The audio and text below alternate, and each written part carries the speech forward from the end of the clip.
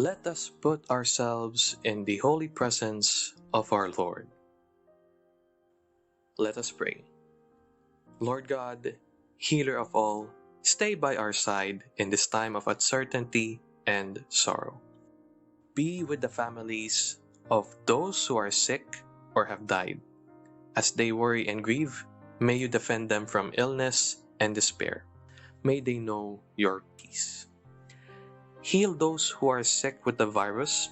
May they regain their strength and health through quality medical care.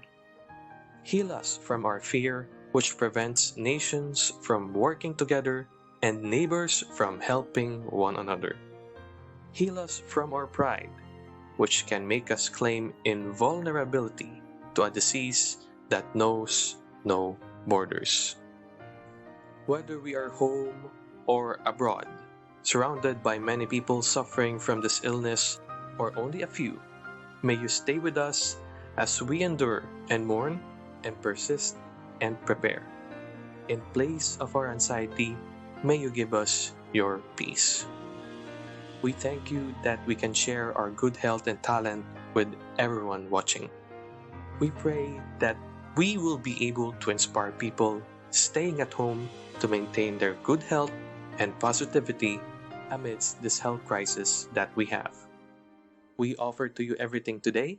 In the name of Jesus Christ, our Lord and Savior, be glorified always.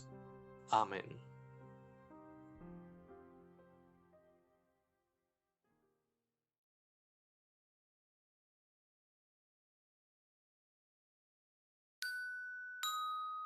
Found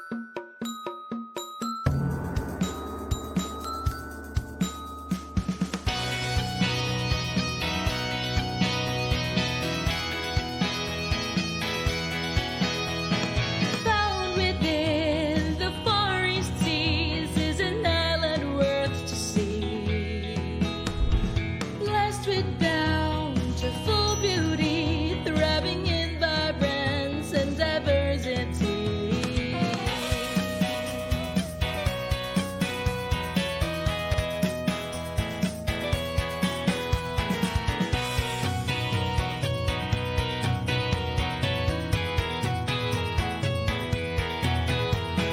Feel the heat of the sun and smiles of friendly people passing by. Hear the beat of the drum and lyre. This is Philippines welcoming in style. Do you dare to discover this vigorous venture? This is health and wellness world.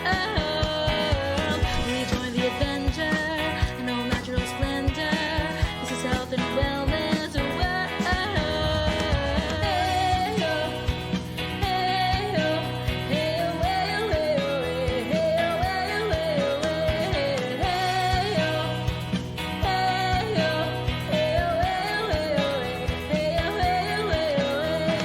Come on by, live a fuller life in this tropic paradise. Calm your heart and heal your mind. Your soul's and art waiting to be revived. Do you dare to discover this vigorous venture? This is health and wellness world. Will you join the adventure and all natural splendor? This is health and wellness world.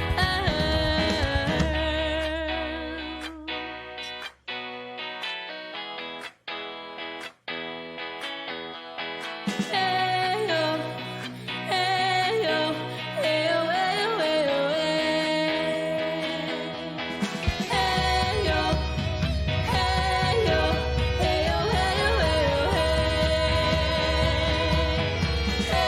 hey-yo, hey-yo, hey-yo, hey-yo, hey-yo, do you dare to discover this vigorous venture? This is health and wellness world.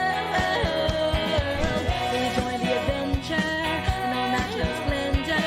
This is health and wellness world. Do you dare to discover this vigorous venture? This is health and wellness world. Will you join the adventure and all natural splendor? This is health and wellness world. Do you dare to discover this vigorous venture? This is health and wellness world. Will you join the adventure and all natural splendor?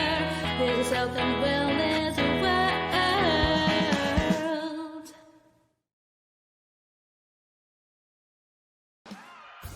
Good afternoon and welcome to the Philippine Health and Wellness Forum. To host this afternoon's webinar is a multimedia personality, host of Graceful Living on ANC and DZMM's Mabuti Po Naman, Daily Tribune Beyond Wellness columnist, book author of her Forever Young series, and respected wellness and self-empowerment advocate. She is also the executive director of the Health and Wellness Confex.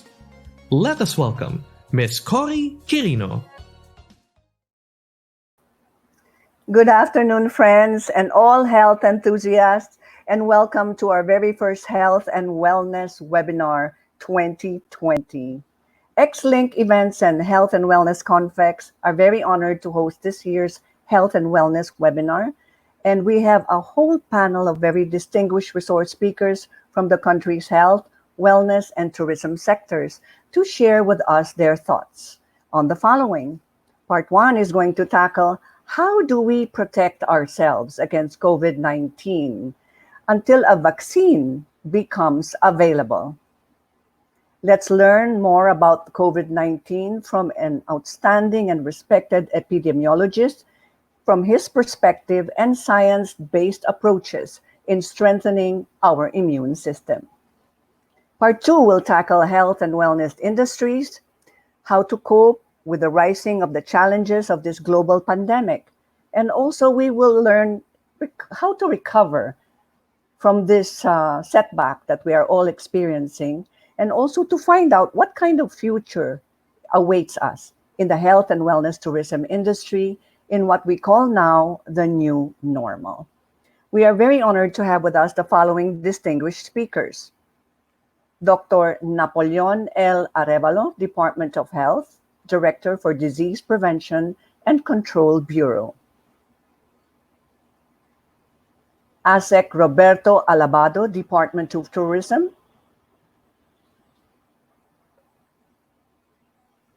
Dr. Francisco C., Professor and Chair, Department of Environment and Occupational Health, University of Nevada, Las Vegas, USA.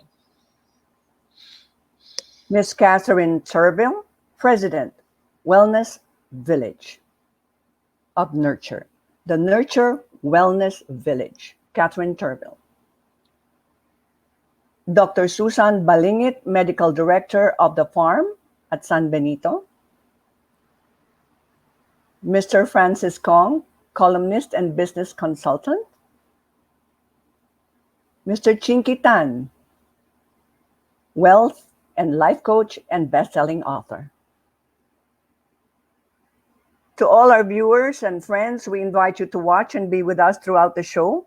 We will be raffling off some items to lucky viewers, so make sure to watch all the way up to the very end. You may also comment and give us your questions, and our speakers will only be too happy to answer them. This webinar is supported by Nurture Wellness Village, the Farm of San Benito, Enjoy Health, and Organic Acai. By the way, we have raffle prizes for you, and they include bottles of organic acai.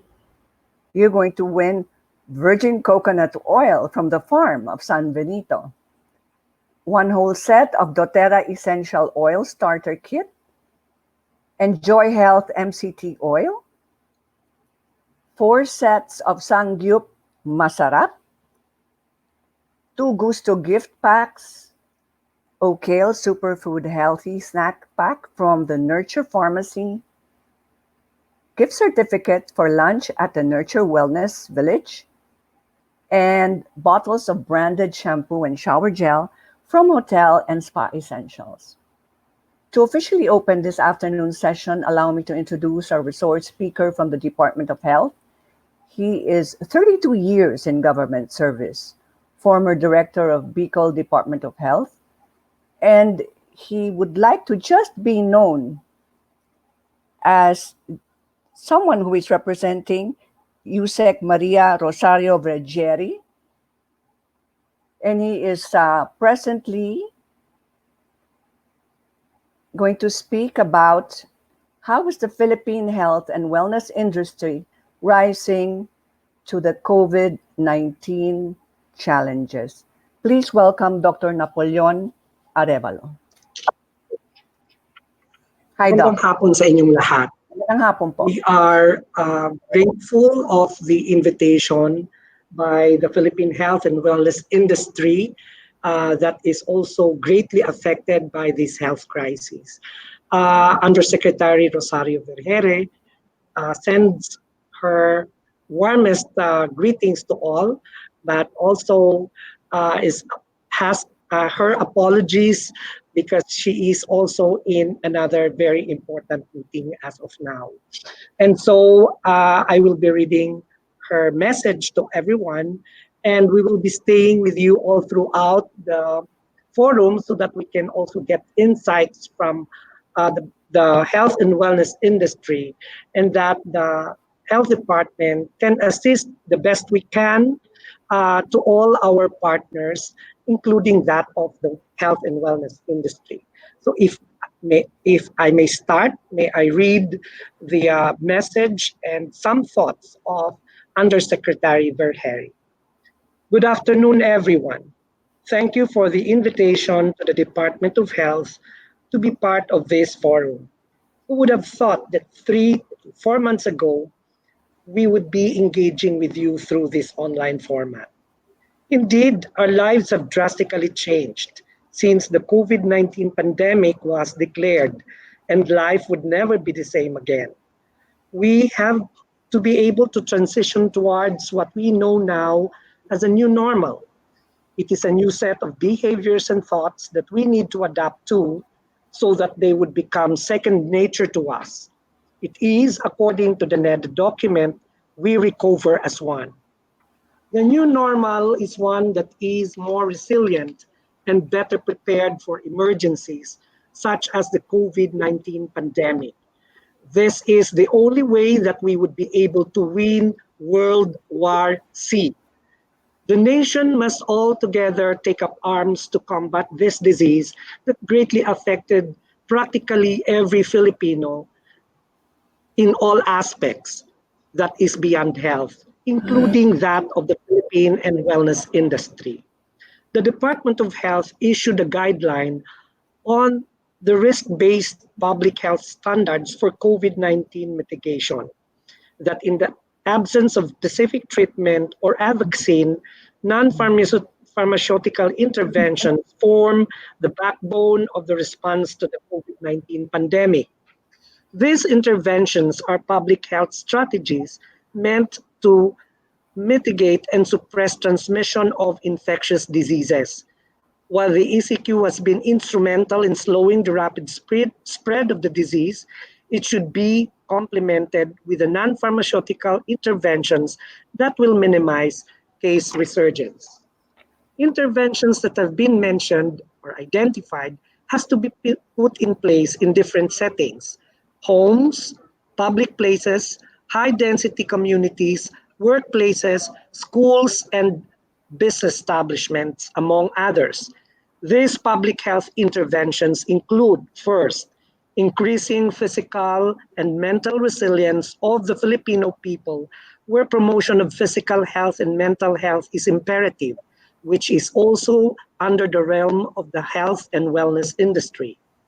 Respiratory hygiene and cough etiquette is observed, ensuring that vulnerable individuals such as senior citizens or those with underlying health conditions are not unnecessarily exposed to infection.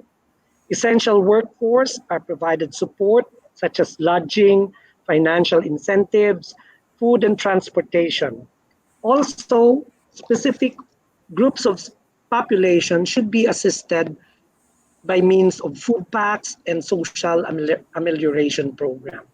Secondly, the reduction of transmission where personal hygiene such as washing with soap and water, sanitizing hands with disinfectants are religiously observed.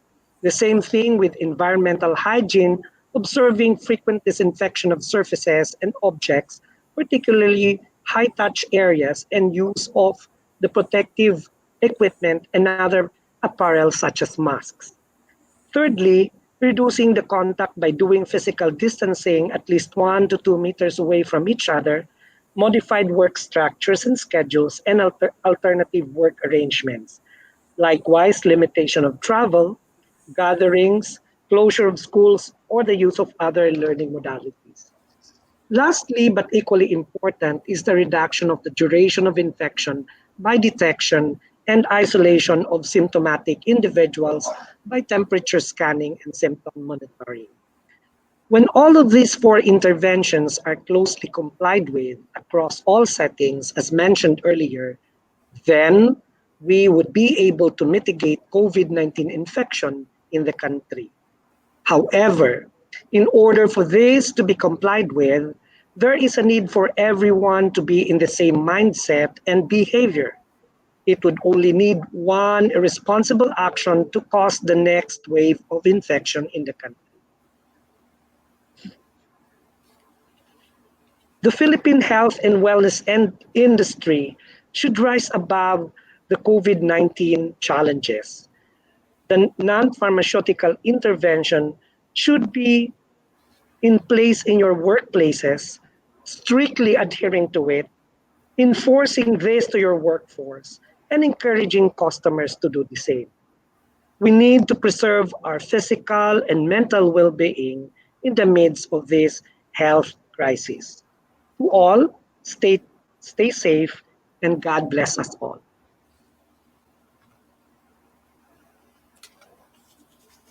Thank you very much, Dr. Napoleon Arevalo, for reading the message of Dr. Vergeri, who is the Undersecretary of Health. We now move on to our next speaker, and it's quite a resume.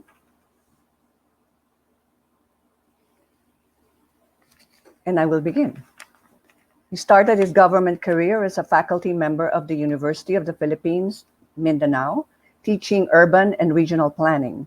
From 2010 to 2013, he worked for the local government of Davao City as the City Planning and Development Coordinator under Mayor Sara Duterte. In 2015, he joined the Department of Tourism as Regional Director for Region 11. In February 2018, he was assigned to the Department of Tourism Central Office in Manila as the Director for Medical Travel and Wellness Tourism under the Office of Product and Market Development. The Assistant Secretary of the Department of Tourism, let us welcome ASEC Roberto Alabado.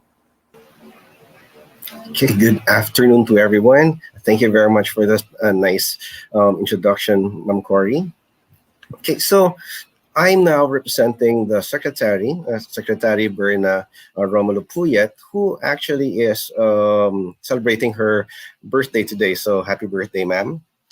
And we are now going to be discussing the medical travel and wellness tourism. It is an actually not so known tourism product of the Philippines, but it has offered great opportunities for us to expand our niche in the world of tourism.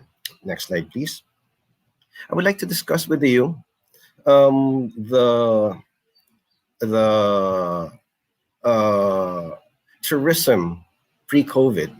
Last year, we had 8.3 million visitors coming to the Philippines, and we had a very good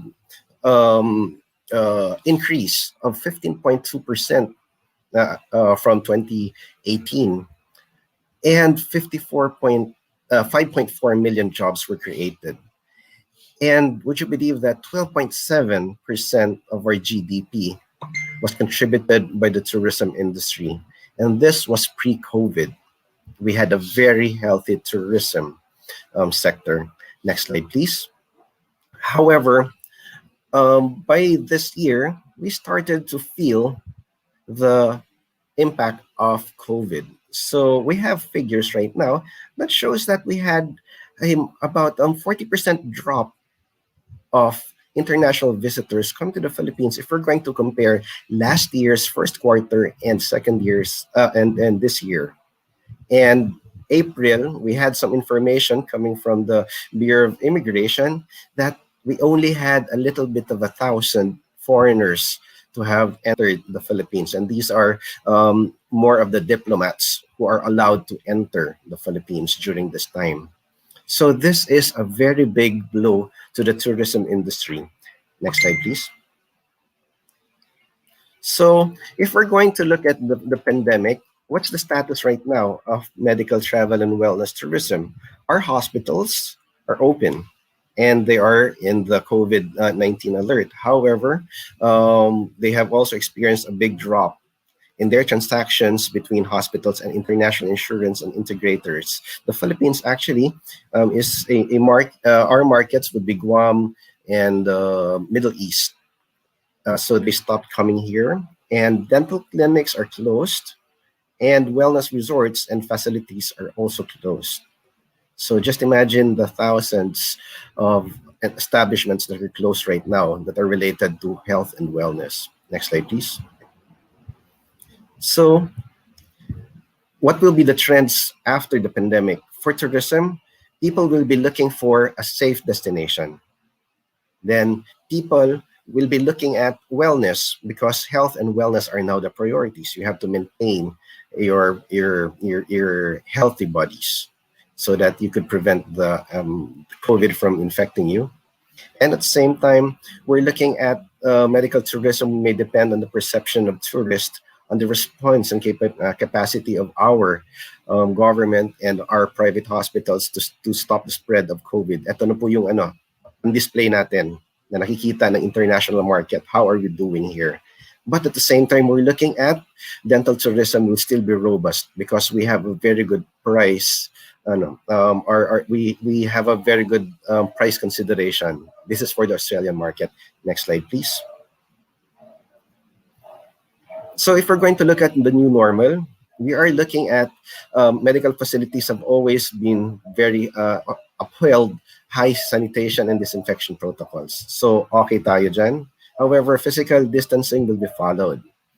And we're seeing the rise of online appointments and consultations. But at the same time, our wellness TEs, means tourism establishments, will have to adopt more stringent disinfection and sanitation protocols because it is a high-touch industry and we are going into a low-touch economy, as we always say. Next slide, please. So, at present, we are doing meetings with our stakeholders on a national level, but at the same time, we're also conducting online meetings so that we can come up with the new guidelines on health and safety protocols. Because this is very important.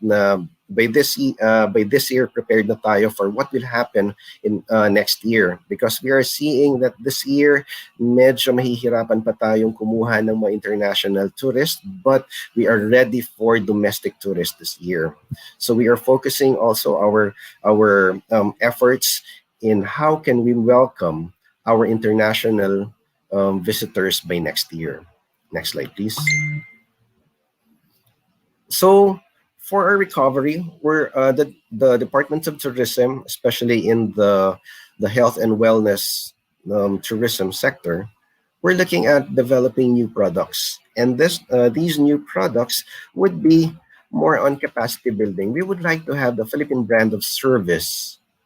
Parang training po ito para sa lahat ng ating mga frontliners on on how can we welcome tourists. Pinakailan po natin ng training because naghahanda po tayo para mabilis po tayo makarecover ng agad para bumalik-balik sila dito sa Pilipinas. And next is, nahalata po namin na marami pong mga spa and wellness facilities that do not present the hilot as our Philippine brand of massage. Kinakailangan ngayon pa lang marami na hong matuto ng hilot para ito yung i-present natin in the international market. The next, we have been developing Philippine care packages, which would show that we care in terms of their dental care, their medical, and at the same time, wellness. So mga turista po, mga balikbayan po ang target nito. And we would like to develop this all over the Philippines. This is a combination of the health and wellness sectors. Next slide po. So if we're looking at marketing and promotion, we will be launching the Philippine Wellness brand. Kasi we have to distinguish ourselves from Indonesia. We have to distinguish ourselves from Thailand. What is Philippine wellness? We have our own wellness. So that's why we are here to present it to our stakeholders for adoption. And we are developing it right now. And we plan to expand on new markets. We're targeting Australia and at the same time, the Pacific Islands for our wellness and health, especially mga medical mga needs. Tayo po ang nakakasagot dito. Ang Australia po, dito po sila nagpapa dental operation or mga procedures. Next is we would like to develop also a microsite for Philippine wellness. So habang po naka-lockdown sila, we hope that we can have meditation, yoga, healthy cooking exercises, lahat po ng pang health and wellness. Ipapakita na ho natin sa kanila ngayon pa lang para po pagdating ng pwede na sila mag-travel papuntang Pilipinas, they will want to experience it here in the Philippines. So ito po yung ating mga promotions for this year. Next slide, please. So if we're looking at the Department of Tourism, the Department of Tourism right now is looking at the health and wellness tourism as one of the niche products that the Philippines can really count on once we recover from this COVID virus. This health and wellness na niche po. Number one, kukonti lang po ang kinakailangan para po malaki ang revenue natin. Kasi marami po sa mga foreigners ay handang magbayad para magkaroon sila ng healthy lifestyle at the same time ma-maintain nila yung healthy lifestyle nila na ginagawa na po nila sa kanilang mga bansa. Pero nandito sa atin ang beaches, nandito sa atin ang araw, at nandito po yung mga kultura na gusto nilang mapuntahan. And next po, for the health and wellness sector, we are looking at sustainable tourism.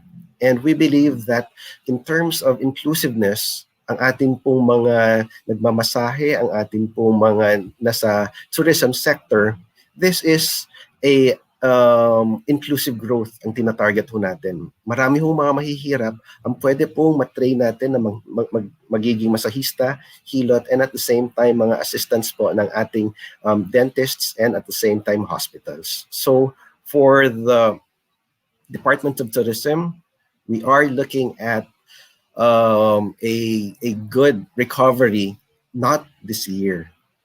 Next year pa ho siguro magsisimula ang international market natin na pumasok. But habang nandito po tayo this year, we are encouraging that locals go around because we have to help each other. And domestic tourism has always been the main engine of growth of the tourism here in the Philippines. So maraming salamat po sa lahat. I hope that lahat po sa atin ay magkakaroon po ng pag-asa na ang recovery po ng turismo dito ay magiging mas madali po kung lahat po tayo ay magkakaroon po ng magandang pagkakataon na sumali po sa turismo at sa industriya ng turismo. Maraming salamat po. Marami pong salamat, Asek Roberto Alabado ng Department of Tourism. Later on, friends, you can ask questions from our panel of speakers. And now we're going to move on to our next speaker. He earned his medical degree from the University of the Philippines, his Master's of Public Health from Harvard University. He has a Doctor of Public Health degree for Immunology and Infectious Diseases from the Johns Hopkins University, and previously was part of the Center of Disease Control and the National Institute of Health of the United States, and is now professor and chairman of the Department of Environment and Occupational Health of the University of Nevada, USA. Please welcome Dr. Francisco C., who is here to talk about his perspective as an epidemiologist about COVID-19 and how we can truly cope. Hello, Dr. C. Good afternoon. Thank you for joining us. So today, what I want to do is share with you 10 points from my perspective as an epidemiologist. And most people think that epidemiologists are skin specialists. No, we're not. We study epidemics and disease investigation and outbreaks and other diseases. So I can see this slide here showing you that we're more like a medical disease detective. Next. So the first point is, this is a novel virus. So it's a new coronavirus called SARS-CoV-2. You can see that as yellow dots coming out of the cells. And since it's a new virus, none of us had experienced it, so anyone can get it. All of us are susceptible if we're exposed to air droplets when somebody's infected sneezes or cough. So this could be in the air for a while, but eventually these droplets will drop because they're of gravity. But when this person cough or sneeze using their hands could touch a surface, and this virus could stay in the surface for a while, but it will not multiply or grow on the surface. Eventually they're going to die. So the easiest way is still getting it from somebody who cough or sneezes at you. The distance of the sneeze is about 2 meters or 6 feet. That's why they make sure that you have a social distancing of 6 feet away from each other. Next. Next slide. Second point is easy come, easy go. Meaning to say, it's very easy to transmit it. It's very easy to acquire it, especially in crowded areas. And the other point is that there's a lot of asymptomatic carriers, and these are people who are infected but have no symptoms. But but they have a lot of virus that are shedding already, so they're very infectious to other people. Next.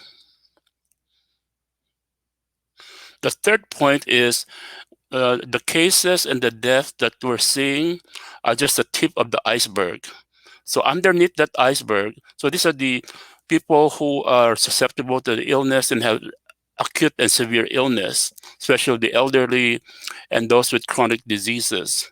But underneath that iceberg, you can see 80% of the people who are infected have very mild illness or don't show any symptoms. So this high number of people is asymptomatic, plus the reproductive rate of the virus, when to say each person transmits to exponentially to 2 or 3 people, and each of those 2 or 3 people that transmit to another 2 or 3 people, you can see that's exponential growth of this epidemic. Next. Next slide. Like in the movie Fast and Furious, you can see that in 5 months, this virus has spread to 187 countries. And right now we have about 4.2 million cases worldwide, with about 219,000 deaths. In the US, we have the most number of cases in the world, with 1.3 million cases, with about 82,000 deaths. And in the Philippines, we have now 11,350 cases with 751 deaths. But in order to compare different countries, it's better to calculate the case fatality ratio based on 100,000 population. So if you do that, Belgium would come out as number 1, 76.2. It's a smaller country, but more cases. Compared to the US, it will come out as 24.6. Philippines actually only 0.68 per 100,000. China is a huge country, so the 82,000 cases in China actually is equivalent to about 0.33 per 100,000. The smallest is in Taiwan with 0.03 per 100,000. Next. The fifth point is the good, the bad, and the ugly, just like in the movie, right? So the good are the heroes that come along, like doctors and nurses and other healthcare workers and first responders. In a study by CDC that came out April 14, it showed that the healthcare workers could be infected too. So there are 9,282 cases, or 19% of healthcare workers in the US were infected with COVID-19. 73% of them are female. 55% of them acquired it from hospital exposure, and 90% were not hospitalized. In other words, their disease is so mild and they just stayed home. It also resulted in 27 deaths. When I said bad and ugly, I'm referring more to uh, the negative attitude toward Chinese. These are racism, discrimination, hate crimes that are increasing against Chinese and other Asian Americans here in the U.S. And they're being blamed for spreading the Chinese virus from Wuhan, China. Next slide. The sixth point is our goal is to flatten the curve. If you look at the epidemic curve on your right, you can see the right epidemic curve. Without protective measure, you can see how big that curve would look like. And our goal really is to slow the spread of the virus. So we put some protective measure like stay home, lockdown, social distancing, frequent washing with soap and water or sanitizer, wearing masks. All of this, the goal is to decrease the transmission of virus from the people infected to other people who are not infected. So your goal is really not to overwhelm the healthcare system. So you can see that by doing all this lockdown and social distancing, you can see the blue curve is more flat. That's our goal for with flattening the curve. Next slide. The seventh point is there's no single bullet. There's no single magic bullet. I used that cover a book called No Magic Bullet, which is a book about control of sexually transmitted diseases. In other words, there's no cure, no vaccine. And in our history of dealing with viruses, really, it will take time to find a cure. Look at HIV/AIDS. It's 40 years since the first case was identified, and still there's no cure. There's drug that suppress the virus, but there's no cure for it. There's still no vaccine for AIDS. So the same thing gonna happen. It will take a long time before we find a cure and vaccine for COVID-19. In the meantime, we should look at combinational intervention strategies that really work. That means what we're doing now, the stay home testing, isolation, contact tracing, quarantine, infection control practices, hand washing, wearing masks, social, all this combination really work. And if you look at the three countries near China, you look at Taiwan, Hong Kong, and Singapore, they were hit badly by SARS in 2003. So they learned their lessons. And so when this epidemic started in those countries in early January, they start to have combination of all those strategies. And look at Taiwan now, there are only 7 deaths out of 440 cases. Hong Kong, only 4 deaths out of 1,000 cases. Singapore, 21 deaths out of 24,000 cases. So this proved that the current combination that really works. So we need to learn lessons from these countries. Next. So the 8th question is, when will the lockdown end? When will life return to normal? I think we need to follow the government guidelines. And here in the US, we're doing a gradual opening. So it's not just like turning your switch on and off. It's more like when you turn on your gripo in the morning before you take a shower, you gradually open it and feel the warm water before you take a shower. So the same thing is going to happen with opening our economy. Here in the US, we try to use 14 days. If you see 14 days of consecutive decline in cases, you can start opening your economy. But make sure that there's testing available, and because you need to be able to test people and make sure that the negative and positive people don't mix together. Otherwise, you're going to have a resurgence of cases. Make sure you continue isolation, contact tracing, quarantine, and the social distancing. So actually, WHO has 6 criteria for lifting the lockdown restriction. The number 1 is really make sure that transmission is under control. Second is make sure that you have testing available, isolation, treatment available, and then look at the hotspots in your community. For example, here in the US, the hotspots are really nursing homes. And make sure there's preventive measures available in the workplace, in the schools. Make sure you manage the imported cases. Like now, Wuhan has controlled their epidemic, but they have cases now that they have increasing cases because of imported cases. The same thing is true with South Korea. And then the last is making sure that our community is fully educated, like what we're doing now, making sure we empower them and educate them. But I'd like to warn people that there possibly could be a resurgence. Once you open up, there could be a resurgence of cases, and there could be a double trouble ahead of us. Double trouble means you have a combination of both the flu plus the COVID-19. Next slide. The 9th point is each one teach one. In other words, empower yourself with knowledge, educate yourself and your family, and keep your faith strong. And I use these following 4 websites regularly for statistics and trends. Look at the Coronavirus Resource Center of Johns Hopkins.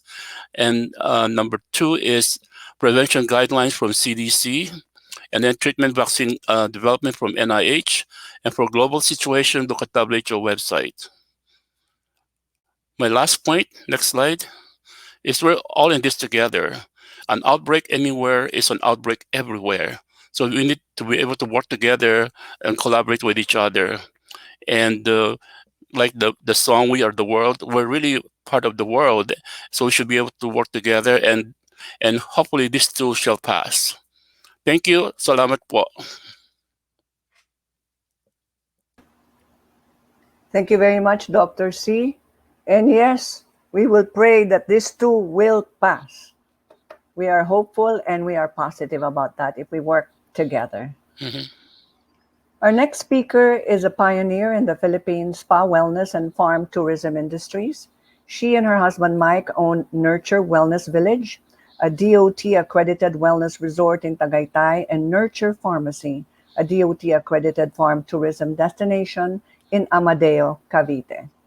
She is a UK licensed SIBTAC therapist and culinary arts graduate, and is also internationally certified as a nutritional therapist, health and wellness coach, living foods educator, chef coach, worksite wellness specialist, and cardiac health improvement program facilitator.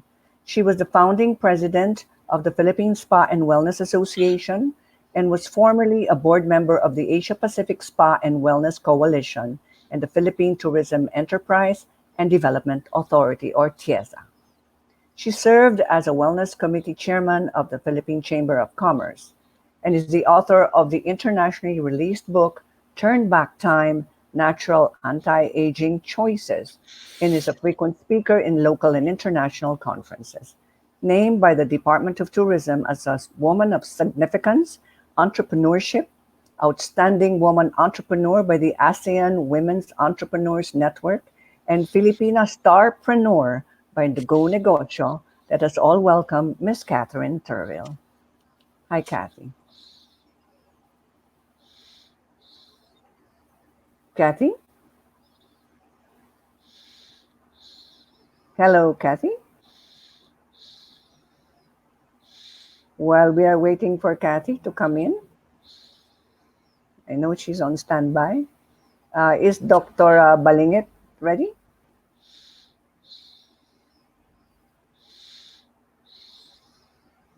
Okay, since Dr. C, you're still on board. Can you hear me, Dr. C? Yeah.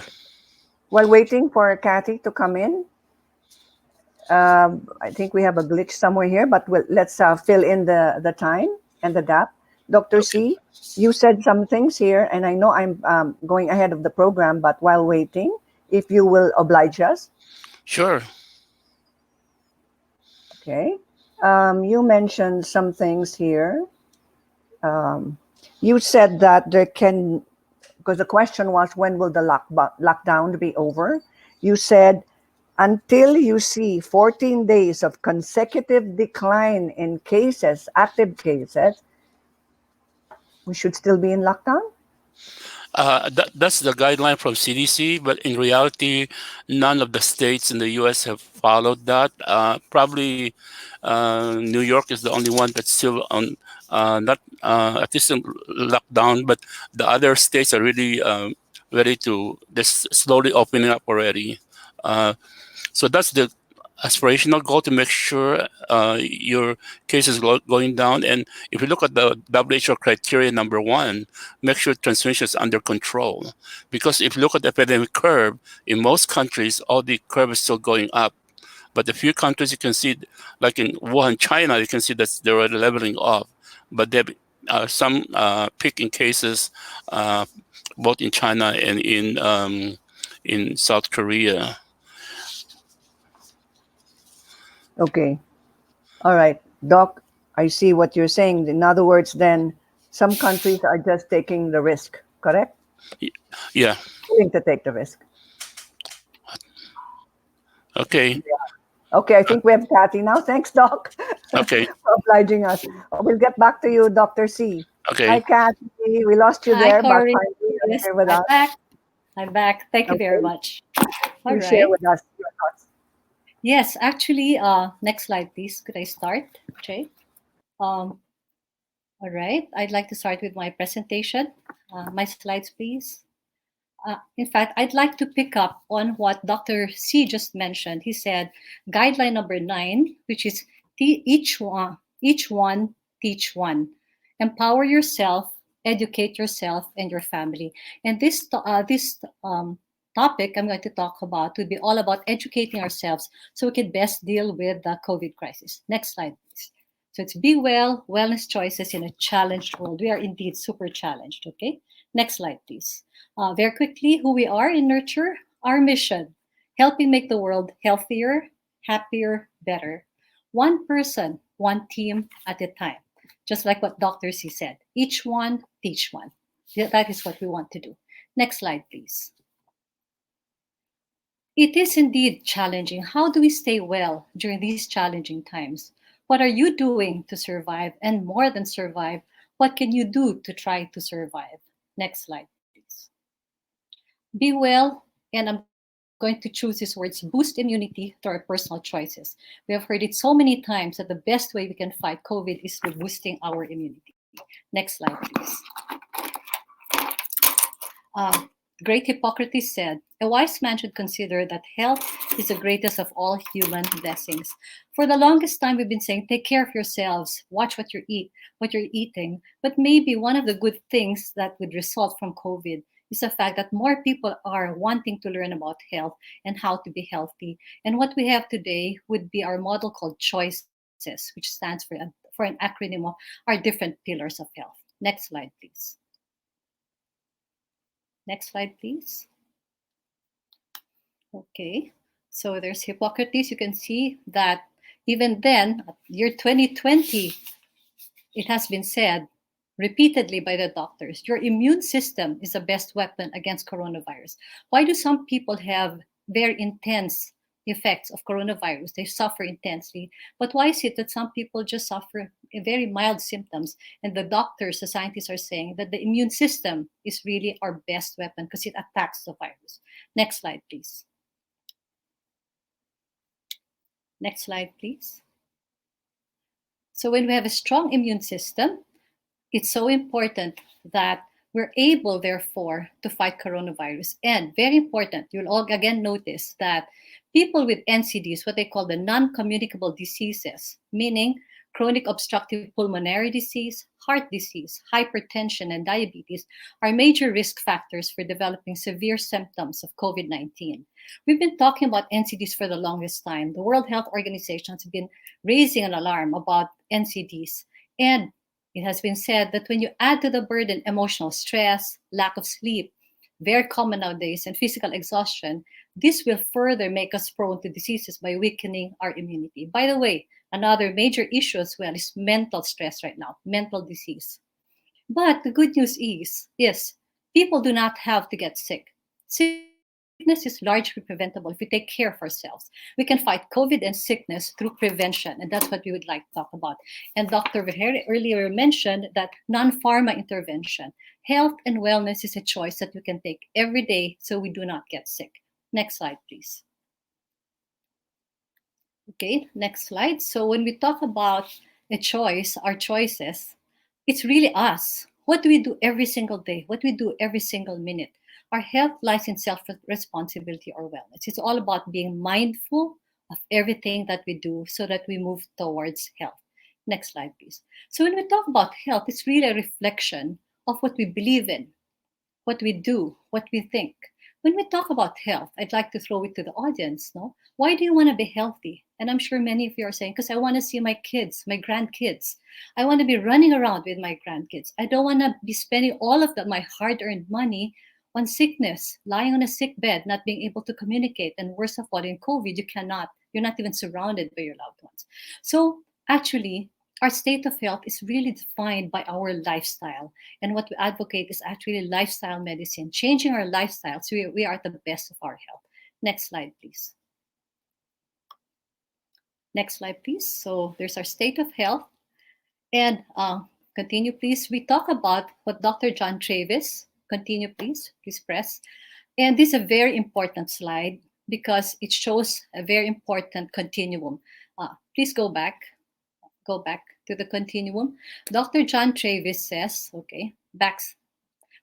the right side is high-level wellness, and on the left side is premature death. On the center is our neutral point. And when we look at the right side, that's what we're really aiming for. We want to be aware, we want to be educated so that we can achieve high-level growth, which is high-level wellness, a life of joy, a life of health, a life of fulfillment, a life which is very, very promising, and we are excited to wake up every day. On the other hand, we have the treatment model, which is our body starts to speak to us, and then we have symptoms, etc., etc., and then this moves to premature death. What is wellness anyway? And I'd like to talk about, all right, wellness, definition of wellness. Next slide, please. Wellness, according to Dr. Halbert Dunn, next slide, please, is a constant, conscious pursuit of living life to its fullest potential by satisfying the needs of the body, the mind, and the soul. What we have here is a holistic approach to wellness, wherein it's constant, it's not automatic. We make choices. It's conscious. It's a pursuit. It's not giving in to what we want to do. We just slip over. Or we eat all of the unhealthy food. It's a pursuit of living life so that we are our healthiest, our happiest, and we live our fullest potential. And what we'd like to present to you are choices for better health. Next slide, please. Next slide. So choices is actually an acronym which stands for CHOICES. And this is something we came up with in Nurture. I came up with it actually. Initially it was for anti-aging, but now it's all about better health. Next slide, please. So C stands for choose to be positive, control stress. Next slide, please. H stands for healthy eating, hydrate with water. O is oxygenate, move, exercise. All right, so important because that boosts our immune system. I is immune boost with natural supplements. Kale. Kale is okay. Back, please. Okay.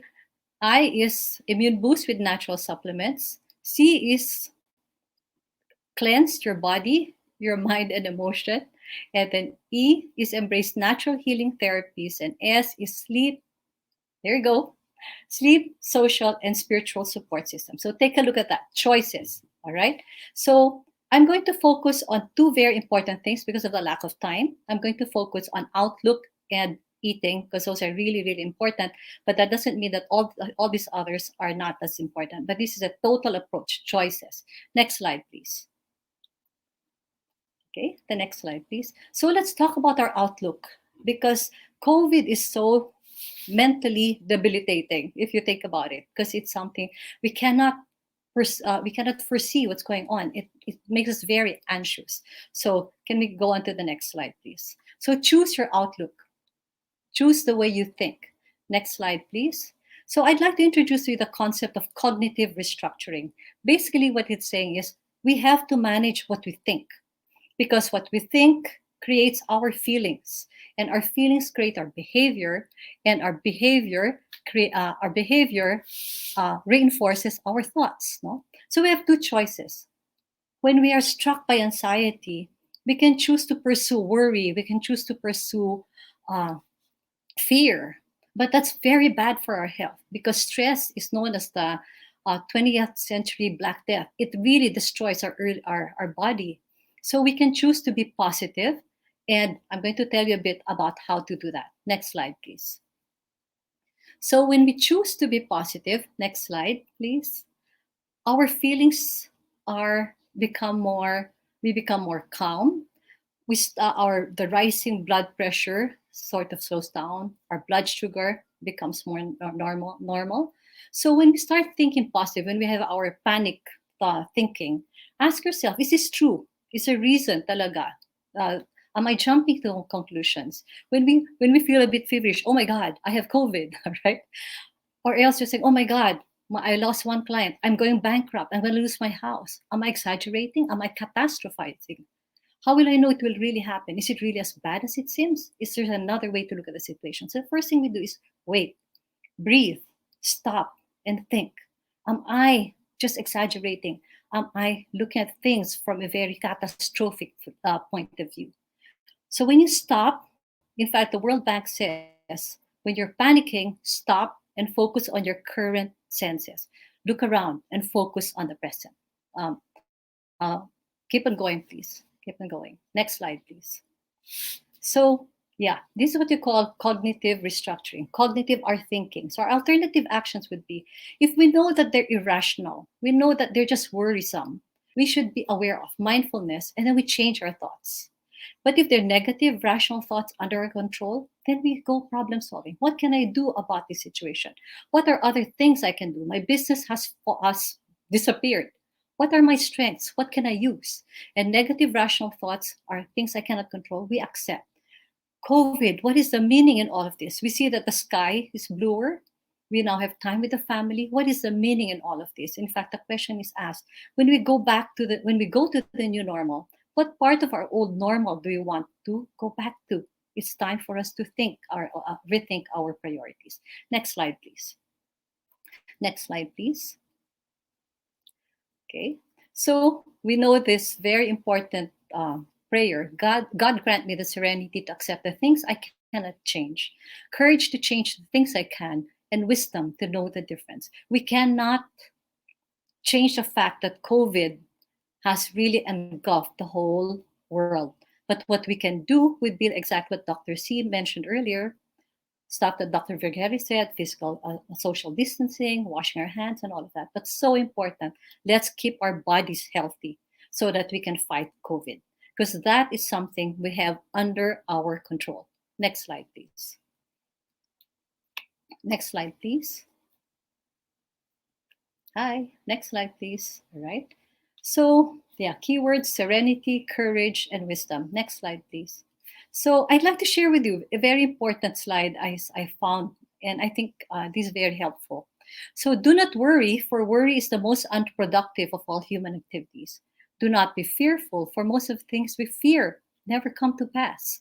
Do not cross bridges before one comes to them, for no one yet has succeeded in accomplishing this. Face each problem as it comes. One can only handle one at a time and only choose. No? Don't be overwhelmed. Do not take problems to bed with you, for they make very poor bedfellows. You need to sleep. Before you go to sleep, you might want to practice deep breathing, mindfulness, listen to a meditation app. That's what I do, just so we can have a good sleep and we wake up early, better. Do not borrow other people's problems. They can better care for them than you can. Do not try to live your yesterday for good or ill. It is forever gone. Concentrate on what is happening in your life. Be happy now. And then I'll skip to number 9. Do not become bogged down by frustration, for 90% of it is rooted in self-pity and will only interfere with positive action. And count your blessings. They say gratitude is the most important thing. It's the best of the virtues, because when you feel gratitude, you're able to be happy now. And finally, give thanks to God, from whom all blessings flow. Next slide, please. Next slide, please. So, hi, next slide, please. So let's not stress about the closed doors behind you. Yes, our business has disappeared. We're in the tourism industry. What's happening now? But new doors are opening every moment, and you'll only see them if you keep moving forward. My son was saying, cry while you're running. It was part of the track and field. No? Yes, we may be feeling really bad, but while we're crying, we're running and moving forward. We can say, today, I refuse to stress myself out about things I cannot control or change. And today, I will pray more, worry less, laugh more, stress less, hug more, and hurry less. But you can't hug through social distancing. So what are we saying? Health, mental wellness is so important because it allows us to think and move forward. And here are some suggested sites to manage anxiety, which my husband and I use. We are very anxious. It is so freaking scary.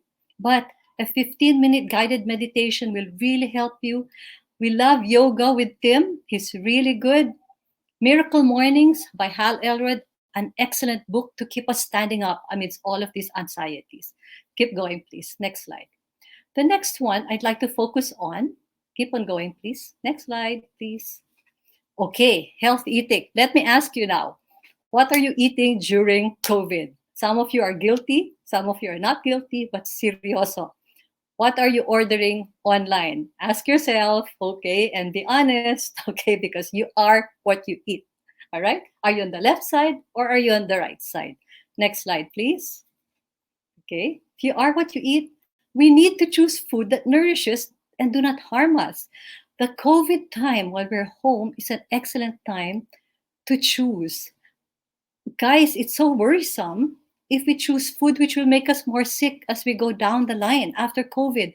I worry about after COVID, we'll have a rise of what we call self-inflicted disease, heart attacks, strokes, cancer. Why? Because during COVID, hindi na alagaan ng katawan. Grumabe pa. Okay? Wala kang ang COVID. After COVID, may sakit ka lalo, no? So what can we do? We have what we call our immune boosting fruits.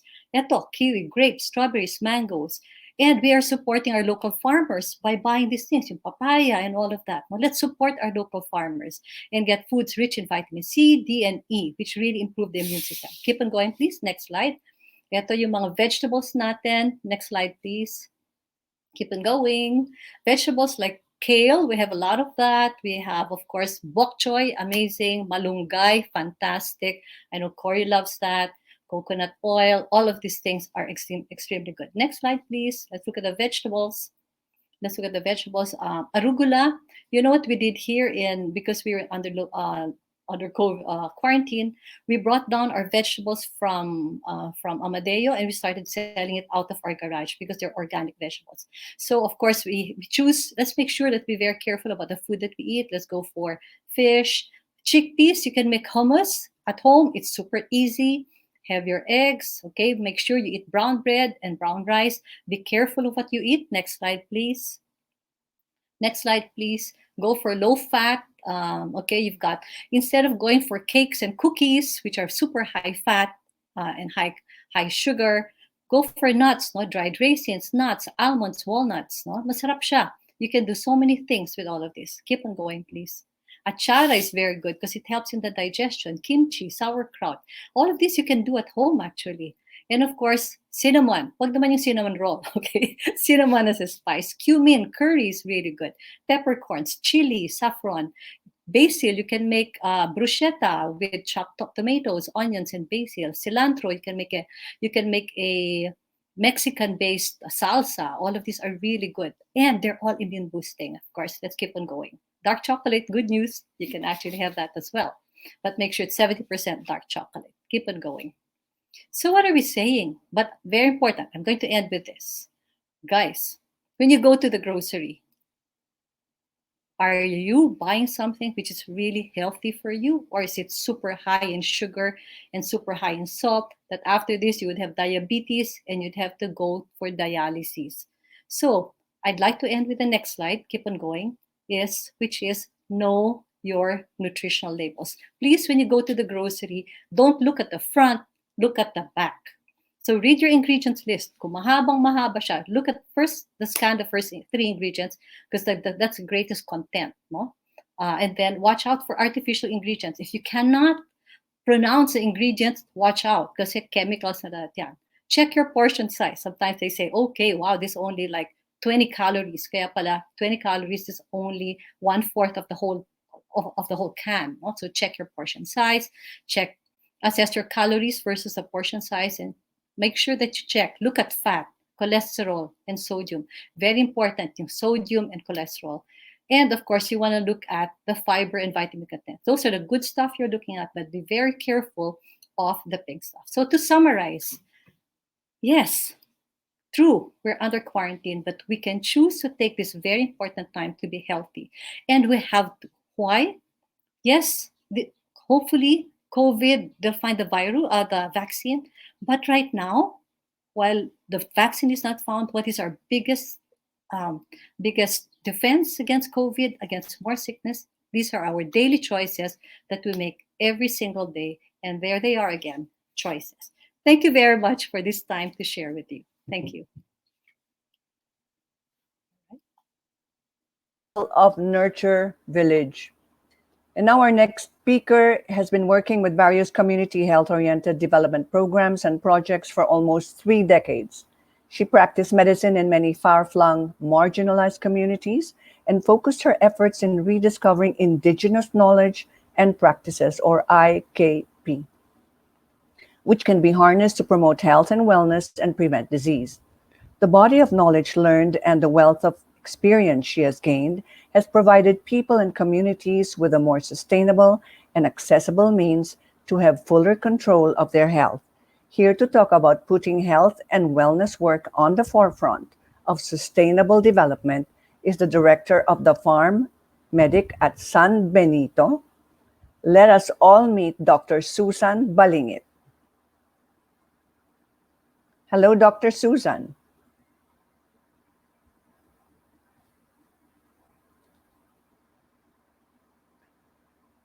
Okay, while waiting for Dr. Susan, is it all right to, I saw a few questions being asked. Oh, here she is. Right. While waiting for Dr. Susan, welcome to those who just joined us at the Health and Wellness webinar. This is going to be the first of a series of very informative events for all of you. We are in this together. COVID 19 is a pandemic we can all beat if we work together, as gleaned from all the wisdom we learned from the other speakers that spoke ahead. But we still have a lot of other speakers we are waiting for. Dr. Susan Balingit of the farm of San Benito, and also Francis Kong and Chinky Tan. They are waiting now to speak. And if any of them are ready, we can go ahead and talk to them and learn what other takeaways we can. Oh, here is Francis. No, Corey, how are you? hi, Francis. I've got to jump the program. Give me a second. Sure, All right. sure. And here we Yeah. are. Okay. Mhm. Our speaker is someone I know. Our speaker is one of the most respected business speakers in the Philippines and a recipient of the Outstanding Filipino Award, or TOEFL, in 2014. As an entrepreneur, he is well versed in the field of manufacturing and retail.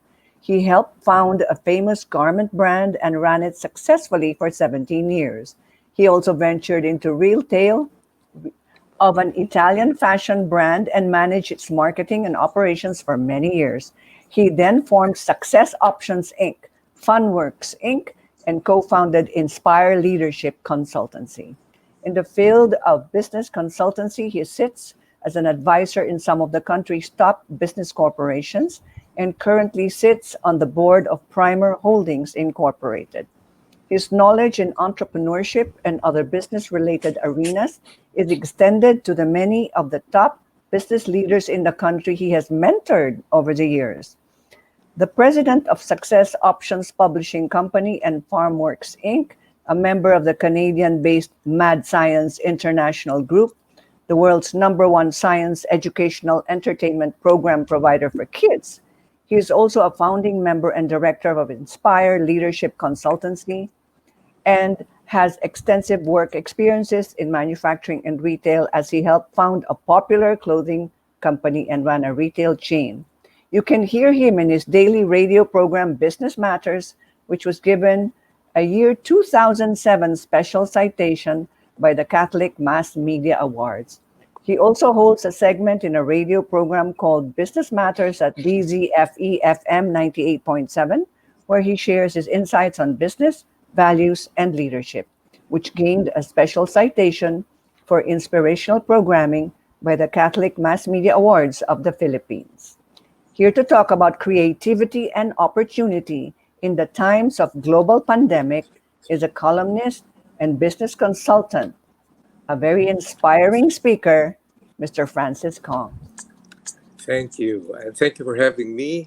And I think that generous introduction will be longer than my presentation, but I want to thank you for that.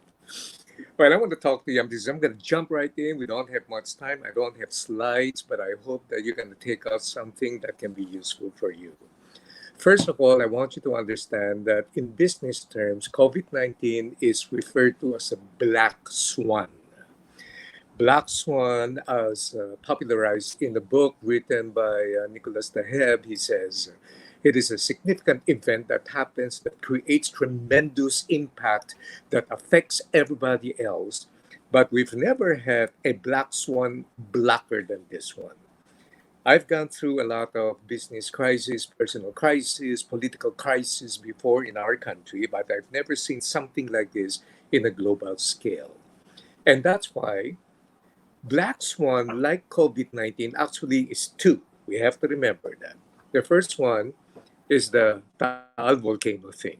Nobody expected that one to erupt. And then, as if that was not dramatic enough, we were followed by this global pandemic thing. So, COVID 19 was never a part of any company's strategic planning session that was conducted last year. COVID 19 is in a global pandemic scale, and that It challenges basic human behaviors. We have to understand that in order to know where we're going to go and what's going to happen. And so, COVID 19, watch this, was never predicted by any economists or feng shui experts or fortune tellers, which is very bad for their reputation now.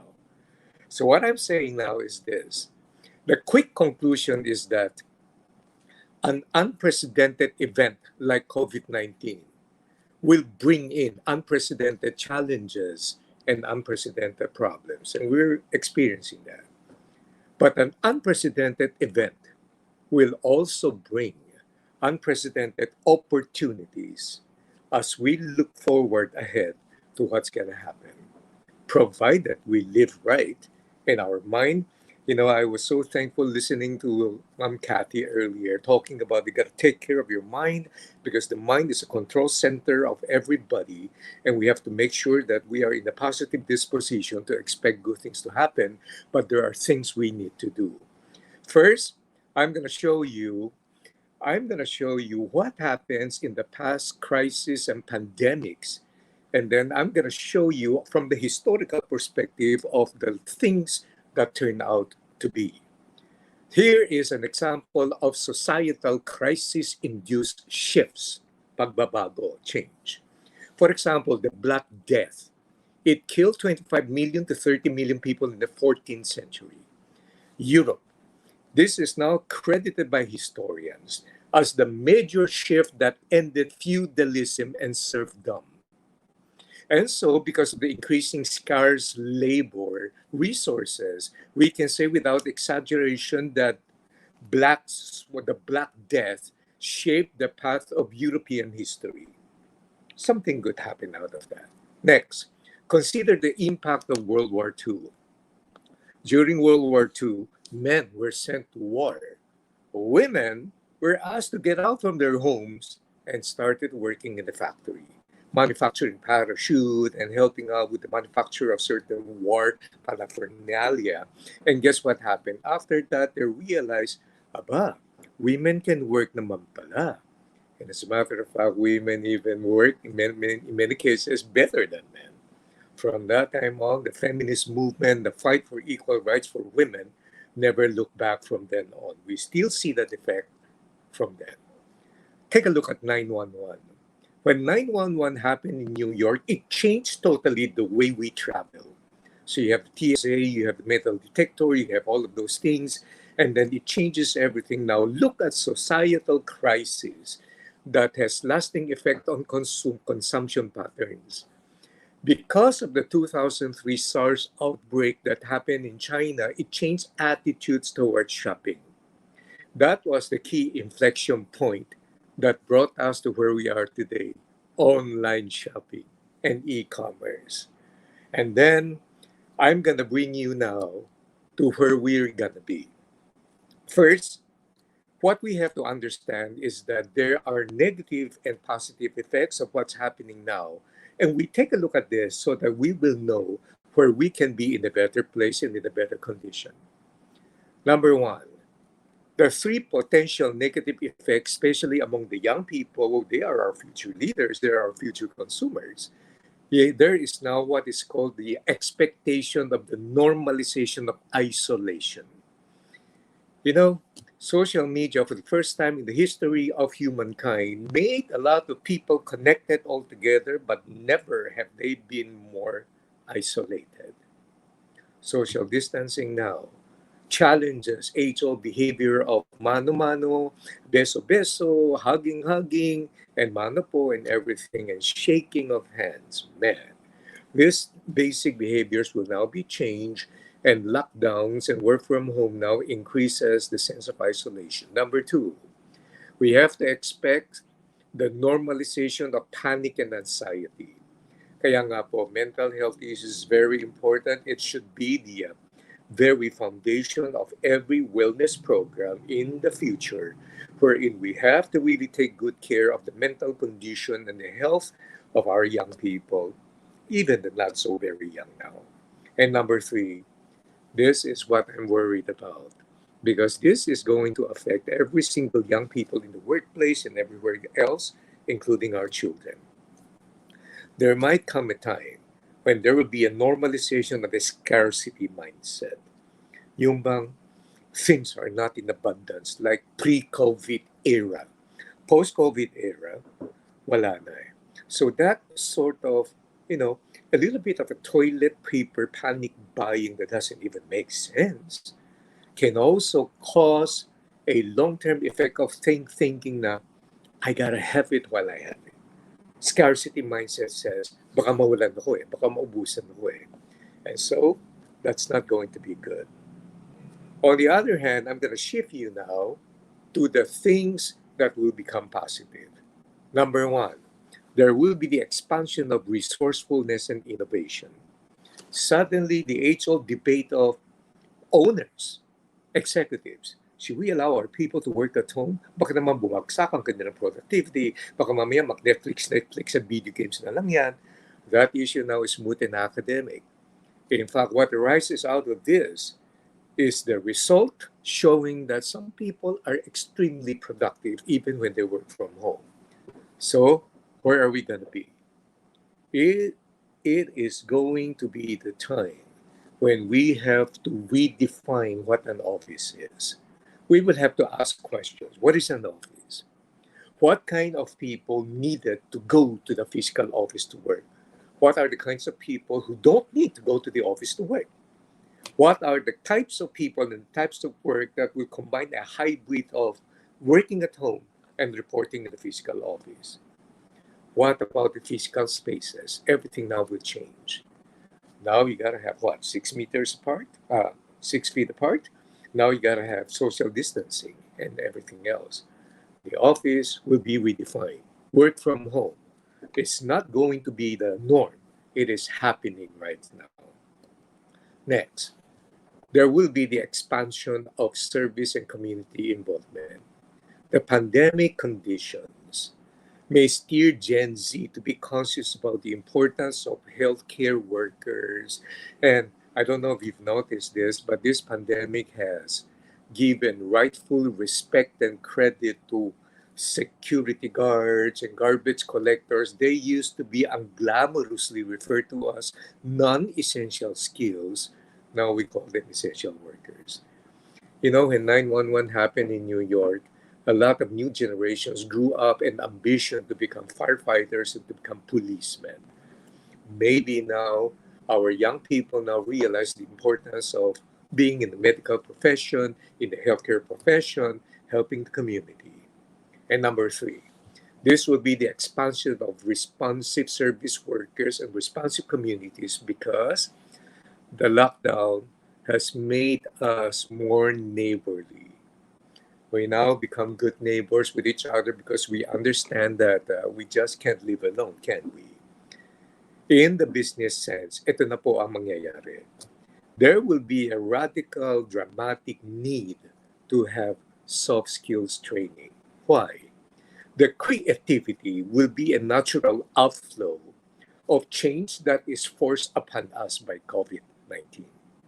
And so people now will have to say, once this thing is settled, you don't go to the new normal. This is my thesis. While everybody says we're entering the new normal, my understanding is when you say normal, that means there are standards set and references of measurement that makes it normal. No. We are entering a series of next normals. So we go to the next set, and then things are going to change. We're going to tweak, we're going to twist, and we're going to go to the next set again. Therefore, many people credit Charles Darwin for saying this, but actually he never said this. It has been said that the future does not belong to the fittest and the strongest, but it will belong to the most adaptable. Darwin never said that. But in this case, it will be applicable. Innovation now will happen because we now have to adapt, and we adapt, and then we tweak, and then we adapt, and then we tweak, and then we move on. And then every single day, development now puts on in the ideal condition to challenge the status quo, and then we gotta adapt and adapt and adapt. There will be new set of relocation, and the way the reconfiguration, architects now will have to be very busy. Architects now will have to include sanitation, health, hygiene in the way we operate coffee shops and restaurants. And that's why the sales of plexiglass and acrylic is increasing like crazy. And so anything that is online, any industry that deals with health and sanitation will now find itself in a very advantageous position, at least if you're going to ask me. It's going to be in a very favorable condition, at least for the next 2 years to come. And so that's where the future is. And I'm so afraid of saying more things. You know, Corey, you know me. I can speak for the next 10 days and I just need somebody to stop me, but I'd rather answer questions if there are. Thank you, Francis. You know, You're there are welcome. many questions waiting for you. We'll just Oh, go over the other speakers, introduce our other yes. speakers, and then we will devote some time to Sure. all the other questions. You can stay with us throughout the show, Yes, thank you. but I have my questions for you. There you go. So Thank you. we're going back to Dr. Balingit. All right. Our next Yes. speaker is Hi, Dr. Balingit. Did you hear the introduction or not? Because I will do your introduction again. Did you hear our introduction? Not yet. All right.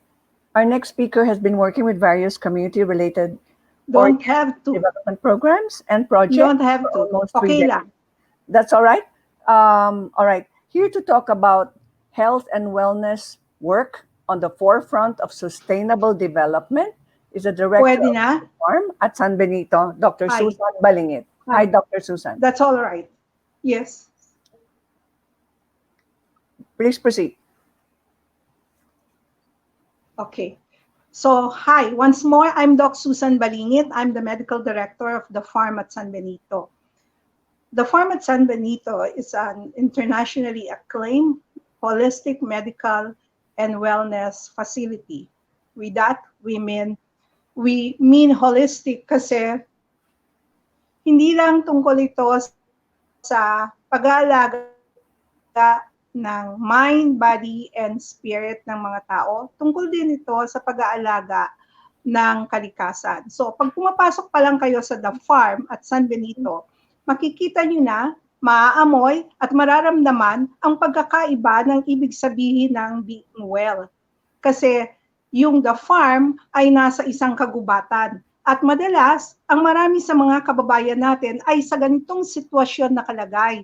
Hindi pa tayo highly urbanized at marami pa sa mga lugar natin ay may mga makakapal na kakapuyan, meron pa tayong mga agricultural land na magbibigay sa atin ng tuwing umagang mabangong simoy ng hangin, tuwing umagang mga tweet ng ibon, mga chirping ng ibon, o kaya naman mga buzz ng mga insekto.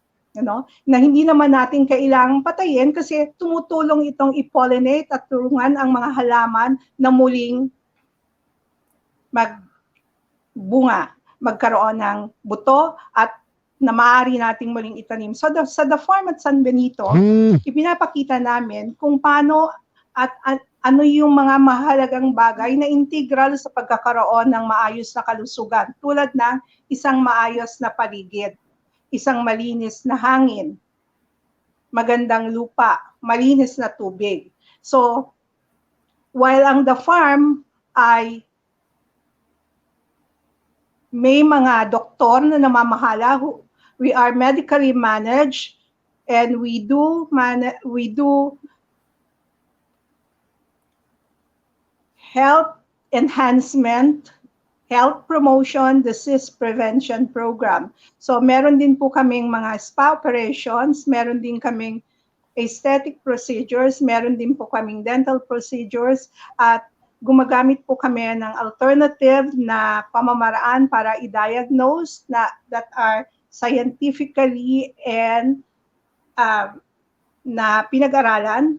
Ganun din yung mga aming alternative treatments na science-based at medically guided. So, ngayon po, ang gusto kong i-focus ay yung 90% ng ating populasyon na kung nakikinig ngayon ay mahihirapang hawakan kung ano yung mga sinasabi natin post-COVID. So gusto ko lang sabihin na ilan sa mga na-pick up natin mula kaninang nag-uusap ay yung this country is one of the most eco-diverse. Muli pinatunayan ng ating Tourism Undersecretary yung pagtingin ng ibang bansa na ang bayan natin ay isa sa mga biodiverse at bountiful. Having said that, ang problema natin, we allowed other people to teach us what to eat. So anong tinuro nila sa atin? Tinuro nila sa atin kung ano yung meron sila, kung ano ang kakilala nila, at kung ano yung ibebenta nila sa atin. So anong nangyari sa meron tayo? Every time we see farmers set their tables para pakainin tayo, ang unang sasabihin, kung ito ay galing lang sa mga bagay-bagay na kinuha nila sa kanilang paligid, ang sasabihin nila sa atin, pasensya na kayo, wala tayong ulam ngayon. So ang tawag natin sa yamang meron tayo ay wala. So mahalaga na yung ating gobyerno ay kilalanin na teka muna, meron tayong dapat baguhin sa paano tinitignan ng mga kababayan ng sambayanan yung kanilang meron. Dapat may pakilala natin sa kanila na teka muna, ang meron sila ay ito at hindi masama na ito yung kakainin natin. Kasi kung every time kakain tayo ng gulay, nanghihingi tayo ng pasensya, parang nakakahiya naman sa Diyos na nagbigay sa atin ng mga yamang meron tayo nito. So, as we allowed other people to teach us what to eat, this is what happened. We used to have women who were so able to deliver 7 to 27 children. Wala namang doktor, wala namang ospital. We would pound rice, we would fetch water, we would gather firewood, and at night when we sleep, starch linen. Ganyan tayo katitibay. Dumating lang ang mga doktor, ito nang nangyari sa atin. In the best medical centers, handled by the best medical practitioners, we saw women dying of childbirth. At yun yung problema ngayon. Nagko-COVID tayo, ang lahat nakafocus sa anong gamot, maghihintay tayo kung kailan yung vaccine. Nakalimutan natin, teka muna yung Pinoy, ang galing niyan. I'm a medical doctor. I was trained in anesthesia, critical care, and pain control. No less than the father of Philippine epidural anesthesia, Dr. Benigno Sulit, and the father of Philippine pain control, Dr. Sinon Cruz. Sometime during my training, 33 years ago, nagpunta ako ng Switzerland, sa Basel, sa Canton Lichtal Hospital, to further train in anesthesia, only to find out na mas abante yung tinuro ni Dr. Sulit at ni Dr. Sinon Cruz sa akin. So ang sabi ko, I think I'm going back to my country kasi mas abante yung tinuro nila sa akin. And then the Swiss colleague said, you brown American doctor, you know why you have all the modern things in your country? Sabi ko, why? Because yours is a poor country and that's where everything are being tested. Unless they're proven safe, they don't come here. So sabi ko, babalik, all the more reason I should go home kasi kailangan kong turuan ang aking mga kababayan paano maging malusog. At eto na, pagdating ko dito, sabi ko sa nanay ko, I'm doing community medicine. Tuturuan ko ang mga kababayan nating maging malusog. Pagdating ko sa community, eto na po. Yung mangyan, ako, I stand 5'7 and a half. Yung mangyan na 4'11, lumapit sa akin. Sabi nung nanay, Dok, daling ko na yung gamit mo. Bakit? Sa palagay mo, hindi ko to kayang iakyat sa bundok. Sabi niya, Dok, mahihirapan ka. At totoo nga naman, ilang hakbang pa lang, hirap na ako. Sa tuwing gabing matutulog kami, akin yung mosquito net.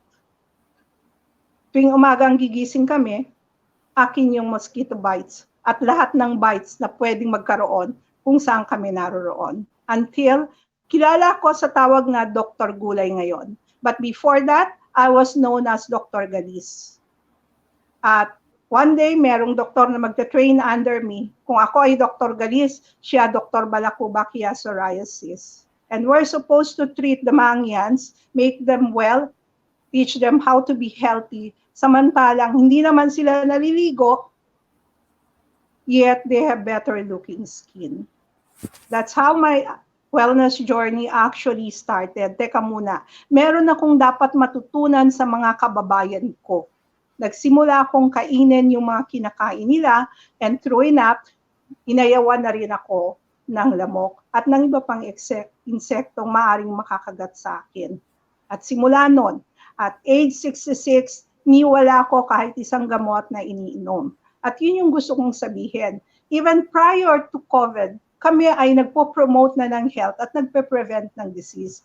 Hindi kakayanin ng lahat lang ng protective devices ang ibibigay natin sa mga wellness, sa mga workers natin, sa mga mamamayan natin. Kailangan turuan natin silang maging malakas. At ang pagkain, kailangan maituro natin.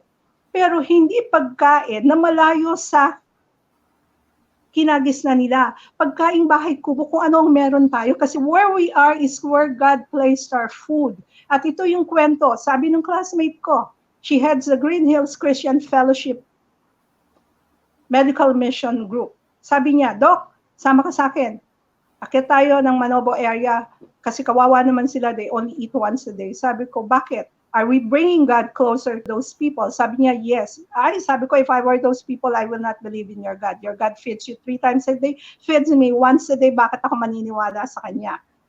Sabi ng classmate mo, kaya nga kita pupuntahin doon para turuan mo sila ng tamang pagkain. Eh, hindi ba dapat nung patinuro ng Diyos sa kanila yan?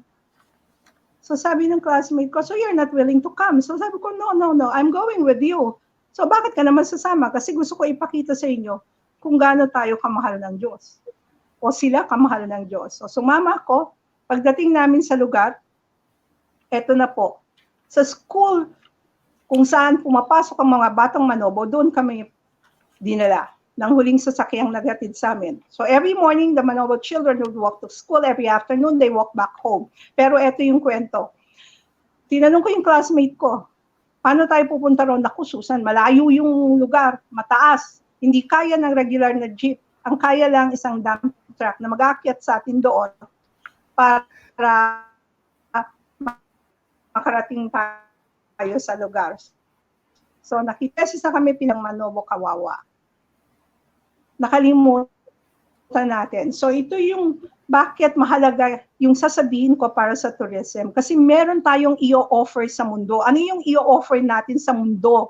Yung yaman ng ating biodiversity. Hindi pwedeng kokopyahin natin ang niluluto natin mula sa ibang bansa. Kailangan kung ano yung meron tayo, kailangan matutunan natin kahit na ang mga kababayan natin ngayon na mag-iikot ng bansa, kailangan i-palate educate na natin sila. Ano ba yung yamang meron tayo? Kasi ito yung magtatawid sa atin every time nagkakaroon ng lockdown. Wala tayong kakainin. Nang bumagyos, nang nagyolanda, isang isla sa Cebu, yung Camotes Island, walang namatay. Bakit? Kasi even before that, meron na silang training kung ano yung dapat kinakain nila, kaya alam na nila kung ano yung itatanim nila. So bago po man dumating yung bagyong Yolanda, na ani na nila yung kanilang mga goods at yun ang nagsilbing nagtawid sa kanila. Hindi nila kinailangan ang relief coming from other places kasi tatawid pa ito ng malayong dagat bago makarating sa kanila. And true enough, it took 10 days bago nakarating sa kanila, pero inabutan sila, wala ni isang namatay dahil sinustain sila ng yamang meron sila at alam nila gamitin. At yun yung gusto kong sabihin, kahit magturo tayo ng hilot, halimbawa magtuturo tayo ng hilot, wala namang lakas yung mga tinuturuan nating maghilot. Ang magic ng hilot ay nagmumula sa yamang kinain natin mula sa ating paligid. Ito yung lakas na nagmumula sa malinis na hangin, matabang lupa, malinis na tubig, mainit na araw at magandang ulan na pinaghahalo-halo ng mga halaman para kumait ng lakas at ipasa sa atin. Ipapasa lamang ito ng mga buhay na pagkain sa atin. At yan yung mga lakas na meron tayo doon sa ating mga gulay. Nakita niyo yung mga gulay natin. Halimbawa, malunggay. Wala naman nag-aalaga ng malunggay. Walang nag-aalaga ng pako. Walang nag-aalaga ng labong. Hindi sila inaalagaan. Katulad ng Pinoy. Kaya ang tigas ng ulo, sabi niyo eh. Sabi na lockdown, sabi na social distancing, dikit-dikit pa rin. Kasi pag umuwi sila sa bahay, sa maliit na kwarto, naroon sila ani, mang init-init, walang kisame yung bahay, yet they survive. Bakit kaya? So, galing ito doon sa mga kung saan sila nanggaling. Hindi sila babalik sa probinsya kung wala tayong i-offer sa kanila. At offer lang tayo kung maipapakita naman sa kabukiran. At ito yung ituturo natin para magkaroon tayo ng suporta galing sa LGU para tulungan ng mga tao gumawa ng clean, safe, and good food na siya nating i-offer sa mga taong pupunta na tuturuan nating tumikim ng yamang meron tayo at magpapakita tayo ng kakaibang lakas na siyang lakas din na gagamitin natin para labanan ng COVID. Maraming salamat po. Thank you very much, Dr. Susan Balingit. Our next speaker is a motivational speaker on money, mindset, and success. He is also a radio, TV, and social media personality, the radio anchor and host of Radio 5 92.3 and News FM's award winner of the Best Special Program of the 20th KBP Golden Dove Award for Chink Positive. He has best-selling books, The Diary of a Pulubi and My Ipon Diary, among others, here to give us tips on how to manage resources, cash flows, and workforce in the health and wellness industry. Let us all welcome Mr. Chinky Tan. Thank you, Ma'am Cory, for the opportunity to be invited in the Health and Wellness Forum for 2020. So right now, let's get started already. I know we have only a short time, so I just like to first thank all the speakers who joined, especially Kay Francis Kong and Dr. Balingit. I've learned a lot, Dr. Balingit. After this session, I will definitely give you a call. Okay, so right now we're going to talk about how to recover financially from this pandemic. As we all know, marami talagang negosyo talaga naapektuhan from businesses na nagsara po ngayon dahil po, especially if you are not part of the essential, di ba, non-essential po. Siyempre, ang concern ng mga negosyante po right now is this. Number one, may babayaran kayong upa. Aside from the upa, di ba, yung mga tao, sinusustain nyo, tinutulungan nyo pa rin. Hindi nyo naman pwedeng iwanan yung obligasyon dahil nga kapamilya na rin po natin. And on top of that, isang malaking problema, ito pa. Diba? Yung walang benta, tapos kailangan pa natin maglabas ng pera, especially kung may mga payables ka. As entrepreneurs and business people, we have payables of 30 days, 60 days, 90 days. The suppliers right now are asking for money. But how can we pay them if there are no cash flow coming in? That's number one. And then number two, yung mga no work, no pay rin ng mga tao. Siyempre, karamihan din ng mga nasa health and wellness industry, dependent not only on the salary, but most of them are dependent on tips. Diba? Sa tips po talaga sila nabubuhay, sa tips po sila bumabawi. Pero ngayon, walang tips na, tapos minsan, syempre, wala pang sweldo. Napakahirap po talaga ng sitwasyon ngayon. So I just want to address two groups of people. The first group of people definitely will be the business owners. And then number two po, yung mga empleyado naman po. People who are working. But before I do share with you my inputs on the three things on how we can recover from this pandemic crisis na ito financially. I just like to say hi to Boots, to Elsa Victor, to MCOR, to Parthia and Maria. Catherine Velasco, maraming salamat for tuning in. If you want to share this video right now and share it with your friends, I do encourage you to do so. Okay, so right now, pag-usapan po natin, how can we recover from financially from this pandemic? Number one po, we need to cut down our expenses. Count our expenses. In other words, if you are a business owner, you have to stop the bleeding. Yan po. Ang solution po siyempre pagka may sugat po ang isang tao, ang solution po hindi po what do you call this yung blood transfusion. When you say blood transfusion, mangungutang lang po tayo ng pera para pambayad ulit ng utang. Hindi po yan ang solusyon. Ang solusyon po is tourniquet. When you say tourniquet, kailangan po iputulin po natin ang pag-agos ng dugo. Ganun din po. Putulin din po natin at pigilin din po natin ang pag-agos po ng pagkalugi ng ating negosyo po right now. So alam nyo, kahit na ang isang natutunan ko talaga, pag hindi po natin tinuluyan talaga at pinutol ang agos, we don't even know right now with this tinatawag ni Francis Kong na Black Swan, na COVID-19, we don't even know when will this end. Some people say, okay, by May 15, di ba? Lalabas na po tayo. Magiging GCQ na. My question to you right now, Victoria, di ba, De Luna, Maria, Catherine, and Parthia, sino sa inyo ang lalabas? That's my first question. Sino sa atin ang lalabas talaga? Even if you want business to be back to normal, people will not still go out. At the same time, physical distancing will be still respected, especially in the health and wellness industry. Like kunyari, nagpapamassage kayo. Like for example, nagpapa-eyebrow cleaning kayo, nagpapa-nails pa kayo. You have to touch that person physically. So talagang it will take some time. That's the reason why we have to stop the bleeding. Ganon din po, sa personal expense po, kailangan po, ano po pwede natin baguhin sa ating personal lifestyle po na pwede nating tanggalin para ika nga hindi na talagang lalo pang lumaki po ang ating paggastos. Imagine nyo po, ito po yung sitwasyon po natin. Alam nyo, may mabuti rin po na idulot tong pandemic na ito. Because Elsa Victoria, De Luna, and then Maria, right now we realize after 50 days, over 50 days, we realize na hindi man tayo kumain sa labas, hindi man lang tayo bumili ng mamahaling kape, hindi man lang tayo uminom ng milk tea, hindi tayo bumili ng bagong bag, hindi tayo bumili ng bagong sapatos. At himala, buhay pa tayo. We're still alive. God is good talaga. Nabuhay pa tayo. So bakit po? Pinalabas po ng Diyos sa atin, God revealed to us that we can live on the essentials. The non-essentials actually are the things that makes our life more difficult. So it's very important for us to cut down on our expenses. Yun nga, tinatawag natin change of lifestyle. So number 2, after you have already done the tourniquet, na change nyo na yung lifestyle, the next thing that you and I need to do is to increase your cash flow. Kailangan na po natin mag-isip. MCOR, Erlyn, Ezekiel, guys, listen to this right now. I know some of your companies is not operating, but right now you have already to learn how to adjust and adapt. Remember these 2 keywords that I'm going to share with you, adjust and adapt. If you don't adjust and adapt, your business will die. Your goal right now is to survive. How can I survive my business right now? So I spoke to one person na binibilang ko po siya ng tinatawag natin ng mga seafood sa may farmers market. Tinawagan ko siya. Sabi ko, kamusta na negosyo? Sabi niya, nakakalungkot, we're 80% down. Dating benta kong 30,000, ngayon 6,000 na lang po. So sabi ko, sige, why don't you adjust and adapt? So I gave her some ideas. After 1 week, I gave her a call. And then when she took the call, sabi ko, how's business? Sabi niya, sir, himala po. From 6,000 sales na average, right now, I'm selling already 60,000 to 100,000 a day.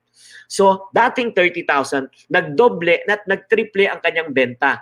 Tinanong ko, anong ginawa niya? Sinabi niya, dalawa, sir, 2 things, online and delivery. I will repeat, online and delivery. Because she adjusted and adapted. So, what happened? Rod Johansson. So her business prospered. As a matter of fact, sumama nga loob ko nung isang araw nung umorder na ako, hindi na ako pinapansin. Sir, pasensya na. Sobrang grabe talaga yung orders, 100 na. Nung tinanong ko sa kanya, sige, after COVID, let's say bumalik na to sa normal, just in case, tatanggalin mo pa ba yung online? Sir, hindi na po. So what did she do? Okay, she adjusted and adapted, increased her cash flow. Likewise also, if you have a business right now, you have a health product right now, I think it's time for you to really consider to bring your products online. If your business is not online, you are going to be out of business already. So that's the second thing that you and I need to do. And the third thing, the last thing that you and I need to do is this. Save up for emergency fund. I will repeat. Save up for your emergency fund. If you are a business here right now, I do highly recommend that you need to have at least 3 months to 6 months of your OPEX, of your operational expense, na hindi mo talaga sasagarin ang gastos mo, hindi mo sasagarin talaga ang yung tinatawag natin, ubusin mo yung cash flow mo. And likewise also for you right now, kung ikaw ay nakikinig ka, kung ikaw empleyado, kailangan nakaipon ka ng 3 buwan hanggang 6 na buwan ng gastusin mo. Kim, Maria, Winnie, Vince. Why? Right now, nararamdaman nyo na itong emergency fund na ito. Ano itong ibig sabihin ng emergency fund? Emergency funds means just in case you lose your business, just in case your income slows down, just in case another COVID thing happen again, at least you have 3 to 6 months of living expense to live on. Na hindi tayo aasa sa SAP, hindi tayo aasa sa amo natin, hindi tayo aasa sa dole out, hindi tayo mangungutang sa bangko, hindi tayo mapepresyon na magbenta ng mga gamit at ari-arian in order to sustain our business. Because you have 3 to 6 months. That's the reason why this should be a good learning experience. We should take good lessons out of this tragedy, and then learn from it, because if this tragedy pass and this challenge pass without us learning and taking some good lessons, financial lessons, Sayang lang po. So 3 things that you need to do again in order for you to survive this pandemic. Number 1, cut down your expenses. Number 2, increase your cash flow. And number 3, save up for emergency fund. So guys, I just finished my sharing with you right now. If you want, okay, let's open the floor right now for question and answer, please. Thank you very much, Mr. Chinkitan. We're Yes. going to call back our speakers. Dr. Nap Arevalo had to go to another meeting, so he will not be here to answer any questions. But we still have ASEC Bobby Alabado of the Department of Tourism, Dr. Francisco C., Kathy Turville, Francis Kong, and of course, Chinky Tan. And now, are we going to be answering the questions directly, or we will throw some questions to our speakers, and then whoever would like to share, just answer the question. There's one basic question that was asked: how does COVID-19 compare to other pandemics, and why is it so hard to see into the future of COVID-19? Okay, I'll answer that. So people like to compare it with the Spanish flu of 1918. That's so far away, but you should just think back of SARS. SARS, the first case of SARS occurred in Guangdong, China, November 2002, and it was contained in 2003, July. So in the span of 8 months, we're able to contain the SARS epidemic just using the combination of strategies I talked about earlier: test, isolate, contact tracing, and quarantine and infection control practices. So SARS, the total number of cases of SARS were 8,000, and the total number of deaths was 774, or about 10% mortality rate, and it spread to 29 countries. The other, and SARS is one of the coronavirus, so it's caused by SARS-CoV-1. COVID is caused by SARS-CoV-2. So they belong to the same family, beta coronavirus. The other pandemic is called MERS, the Middle East Respiratory Distress Syndrome. It started in 2012 in Saudi Arabia. It's still going on now. And total cases about 2,494 and about 858 deaths. So the death rate is higher, about 34% people died, and it spread to about 27 countries, mostly in the Middle East. So those are the two other coronaviruses that are related to COVID-19. The third pandemic is still going on right now, the AIDS epidemic. The first case was reported in 1980. So it's 40 years we've been living with AIDS epidemic, and it has infected 75 million people in the world, and 32 million died. So the mortality rate is about 40%. And from the acute fatal disease, AIDS is now a chronic, manageable disease. Although there's no cure, there are some medicines that you can suppress the multiplication of the virus. So people who are infected with AIDS now are going back to work, and also they can take what you call PrEP, pre-exposure prophylaxis. And so, in other words, the scenario for COVID-19 could be we might be able to contain it just the way we contain SARS, or it might continue stay with us like the way MERS and AIDS epidemic stay with us, become seasonal, and then go up and down. So it all depends on human behavior. So all of this, all the tools, the SARS and the MERS I mentioned, are the origins from the bat. So actually, it's a zoonosis. It's infection in bats that infect intermediate hosts, and then from intermediate hosts go into human and become human to human.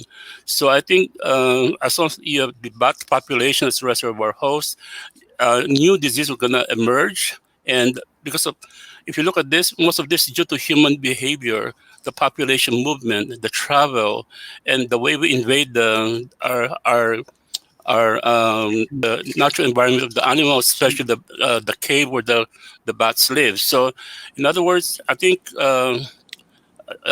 new diseases will emerge in the future, and I think climate change could have effect on it, but most of it is due to human behavior. So I think if we could, as Dr. Balingit mentioned, we should appreciate our biodiversity. I remember meeting the curator of the museum Field Museum in Chicago. And when he found out I'm Filipino, he told me, you know, the Philippines is Galapagos times 10. People like to go to Galapagos, but actually, Philippines is much more diverse than Galapagos. There's a follow-up question here, Dr. C. Do you think that the herd immunity is best for the Philippines? Yeah, the herd immunity means if you can have 60 to 70% of the population immune, means to say either through a vaccination, which might take a long time to happen, or through a natural infection. So, like the way Sweden is doing it, Sweden did not have a lockdown. Sweden, people just business as usual, and people get infected and people die, but they just treat it just like any other disease. So their hope is that eventually people become immune to it, but we don't know it. We have only 5 months experience with this virus, so we don't know. Is your immunity lifelong or should be short-lived? We don't know, but most of the time, remember you have chicken pox and mumps and rubella as a kid, and we were immune for the rest of our life. But some other viruses, you may not have a long lifelong. So hopefully, this might be a lifelong immunity, and then and when one reach 60, 70% of the people are infected and recover, since 80% of people have mild infection, hopefully we'll have herd immunity in the future. Dr. C, again, one more question. The question here is, how safe will this vaccine be? We don't know because there are about 8 clinical trials going on. Some in the U.S. and NIH, and some in England and other parts of the world. So the race is now trying to find a vaccine, but it probably some people said by January, some said 2 years, but we don't really know. So it depends on what's going to happen. So as I said, we live with AIDS for 40 years and we haven't found a vaccine yet. There's so much money poured into AIDS, but still, after now, it's hard to find. And also, this coronavirus mutate. It mutates, but so far it's mutating slowly, unlike the other viruses that mutate very fast. And it's still predictable in the way it's mutate, like the way the flu virus mutate. We can anticipate what's the virus look like for flu in the next year. We could develop the vaccine for that. But for this one, it's still changing. But the nice thing about it is it's a slow mutation. It's not rapidly changing its genomic structure. So I think there's some hope there. But hopefully we'll develop something. But even and again, don't look for the magic bullet. Well, you have the magic bullet, a combination of factors that we're doing now. Just continue doing what we're doing. Taiwan proved that it works. Singapore proved that it works. So if we continue doing that, we'll be able to survive from this epidemic. Thank you very much, Dr. C. Anyone else would like to interject on the why is it so hard to look into the future of COVID-19? If not, we move on to the next question. Oh, there is another question that's baffling many parents, and it is, why do some young, healthy people die from COVID-19? Yeah, so initially when we learned about this COVID-19, we thought that just the elderly get affected, but actually the elderly are the one that would suffer the severe outcome and die from it because of their underlying chronic illnesses like diabetes, hypertension, heart disease, and also because of lower immunity. And while kids have immunity stronger, so they survive it. So it's still uncommon to find COVID-19 in children, but although recently they've found that a lot of his kids have the inflammatory syndrome similar to Kawasaki disease, but they're still trying to figure out what's really occurring in these children because they're concerned when they go back to school, it might they might get infected and have this syndrome. But this syndrome is still very uncommon. Most of the kids are not affected. If they're affected, it's mild symptoms. But the concern there is that they could be carrier and might bring it home to their lolo and lola, and the elderly might be the one that suffer. Thank you, Dr. C. All right, there's another question. Everyone knows how to protect their physical health, but how about their mental health? How to cope with quarantine fatigue? and anxiety. Who would like to answer this question? Kathy? Okay, I can try. Yeah, sure. Uh, I think what's important is really starting with mindfulness, no? Um, Knowing what's going on. In fact, I'd like to talk about the change curve, the change cycle, which was introduced by Dr. Kubler-Ross. And initially, we go through shock, denial, anger, and all of that. No, and we go through the change curve. We go back and forth. And the first thing I think is for us to know that where we're at, that be mindful as to our the stage in that cycle. And then second, doing things about it, like was mentioned earlier, being conscious of our thoughts. If we have our panic attacks, just being conscious.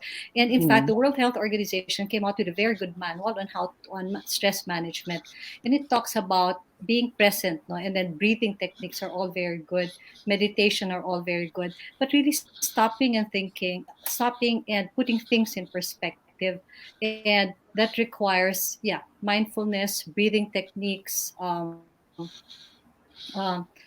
being in the present, here and now, our self-talk, all of these things, no. But very important also is the role of diet. High sugary diets can also exacerbate the situation. So there are many things one can do. For example, journaling, putting down all of our anxieties on paper. And of course, there are other aspects of like visualization. There are many guidelines there, like the on managing anxiety that one can have, but we have to make sure that we go to a very credible source. But one thing very important, they are saying that in addition to the COVID problem, we have the mental, there's a slew now of suicides. So I think it's really important, if self-destructive thoughts go through a family member, something, that they should get professional help. And I think that's something perhaps that the Mm. medical doctors can consider, that a mental health hotline be provided as well as a COVID hotline. In general, I think the Filipinos are very resilient, but still, I think we still need a lot of help in terms of mental health. Okay, thank you so much, Kathy. And here's a question. I think it's for Asek Alabado. How to how to seize the unexpected opportunities in the times of a global pandemic? And this is also for Chinky Tan. And for a wellness tourism destination, how should we operate to sustain our businesses? Asek? Um, Okay, uh, so the first really oh, tackling.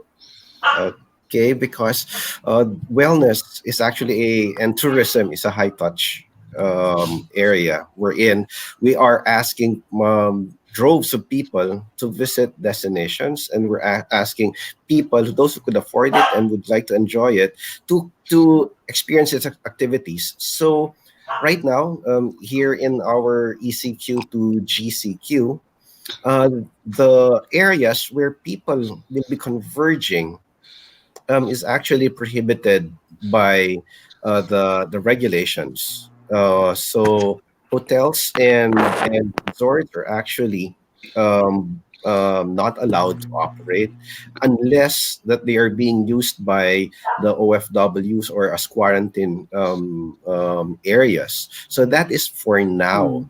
mm, But the Department of Tourism right now, we're making or we're doing some regulatory policies, like what will be the new normal for our accommodations.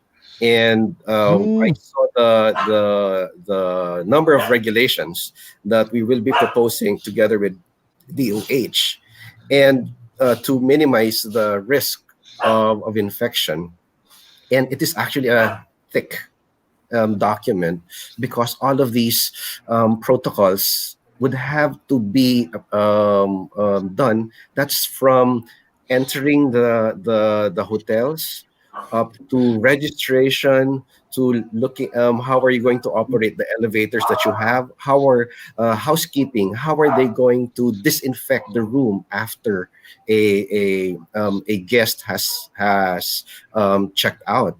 including the use of swimming pools. So it is actually a complicated process because a lot of people, strangers from all over, will be converging in that facility, namely the hotel or the resort, wherein we have to safeguard both the health workers, not just the health workers, but also our guests. So Mm-hmm. until maybe we can find the proper regulations that will say that it is safe Mm-hmm. for strangers or tourists to converge in a facility like a resort or a hotel, then we are going to be working with the Department of Health so that proper protocols can be developed and we can assure safety for their customers and for our tourists. Mm-hmm. Asek, there's a follow-up question here. Do you foresee a boom in domestic tourism? Yes, we are seeing, pero it's going to be ano ha, it's not boom. It's going to Not be sudden, yes. not sudden, dahan-dahan. We're looking right now as ano on the Department of Tourism. We see that travel will be land-based muna siya. Ibig sabihin, ang mga taga Manila, parang sabihin nila, wag muna tayong pumunta sa ano sa malalayo kasi ayoko pang mag-ano, Mm-hmm. eroplano, hindi ko pa alam kung ano yung protocol ng eroplano, pero pwede na Mm-hmm. tayong pumunta sa Calabarzon, pwede na tayong bumisita doon kay Miss Cathy Turville sa Tagaytay. Kasi ano lang yun eh, pupuntahan lang The natin, farm. balikan tayo, the farm. So, Mm-hmm. pupunta tayo doon sa ano, sa Batangas. So, it will be malapitan lang muna until ngayon ho kasi ang nakita ho natin sa NEDA, they had a consumer survey. Ang question lang po doon is, will you be are you confident to travel in the next 6 months to 8 months? Ang more than 50% po nun, ang sabi ho nila, they, they will not travel. Ganun po yung kaba, ganun po yung takot dito sa nangyayari ngayon. And there's just a 28% na nagsabi na, oo, we will risk na magta-travel kami. Ganun po kababa pa yung confidence to travel ng ating mga kababayan. Kaya ho, yun ang sinasabi namin na in terms of domestic, unti-unti ho yan. Hanggang sa ma-feel ng mga tao na safe naman pala na pumunta doon sa kabila. Mamaya-maya sasabihin, safe pala pumunta sa kabilang isla. But it will take time. Kaya ho, eto yung ako'y masakit sa aking puso na ako po ay taong nasa turismo, na kung saan ang hanap buhay po ng ating mga nandito ho. Kanina ko po tinitingnan yung mga live comments. Yung mga nasa spa, etong mga nasa hotel business, etong mga tour guides natin, ang ating ugali, very proud tayo na mag-entertain ng mga turista, ng mga bisita. Heto po yung ating ugali na mag-entertain ng todo-todo sa mga turista, mukhang na nasakal. Kaya masakit po sa Pilipino itong nangyayari. Mm-hmm. Thank you so much, Asek. This one is for Francis Kong. It says here, the question is, how do we prepare our minds to accept the new normal? Oh, well, this has something connected earlier to the question about mental health. My suggestion is be careful with what you watch on television now that you're on lockdown. There's a lot of movies that are very dark, but it's okay if you watch Crash Landing on You. That's okay. So the important thing right now is this is the best time because you have all the time in the world to study, read articles, understand, take a look at the developments.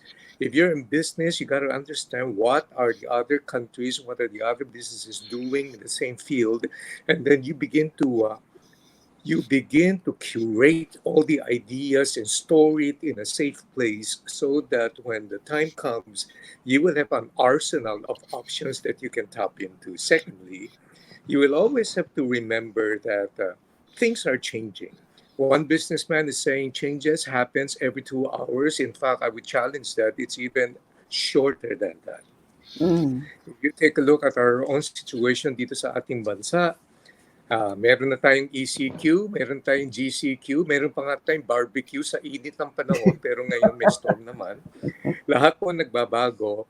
And so we have to have a ready mind, always excited to adapt and to find out what's happening. Kaya lang, you gotta have the arsenal of ideas and options Mm. that are ready there to respond to the next normals. So in other Mhm. words, I think the short of this is you gotta put yourself into the mind frame of being a student again.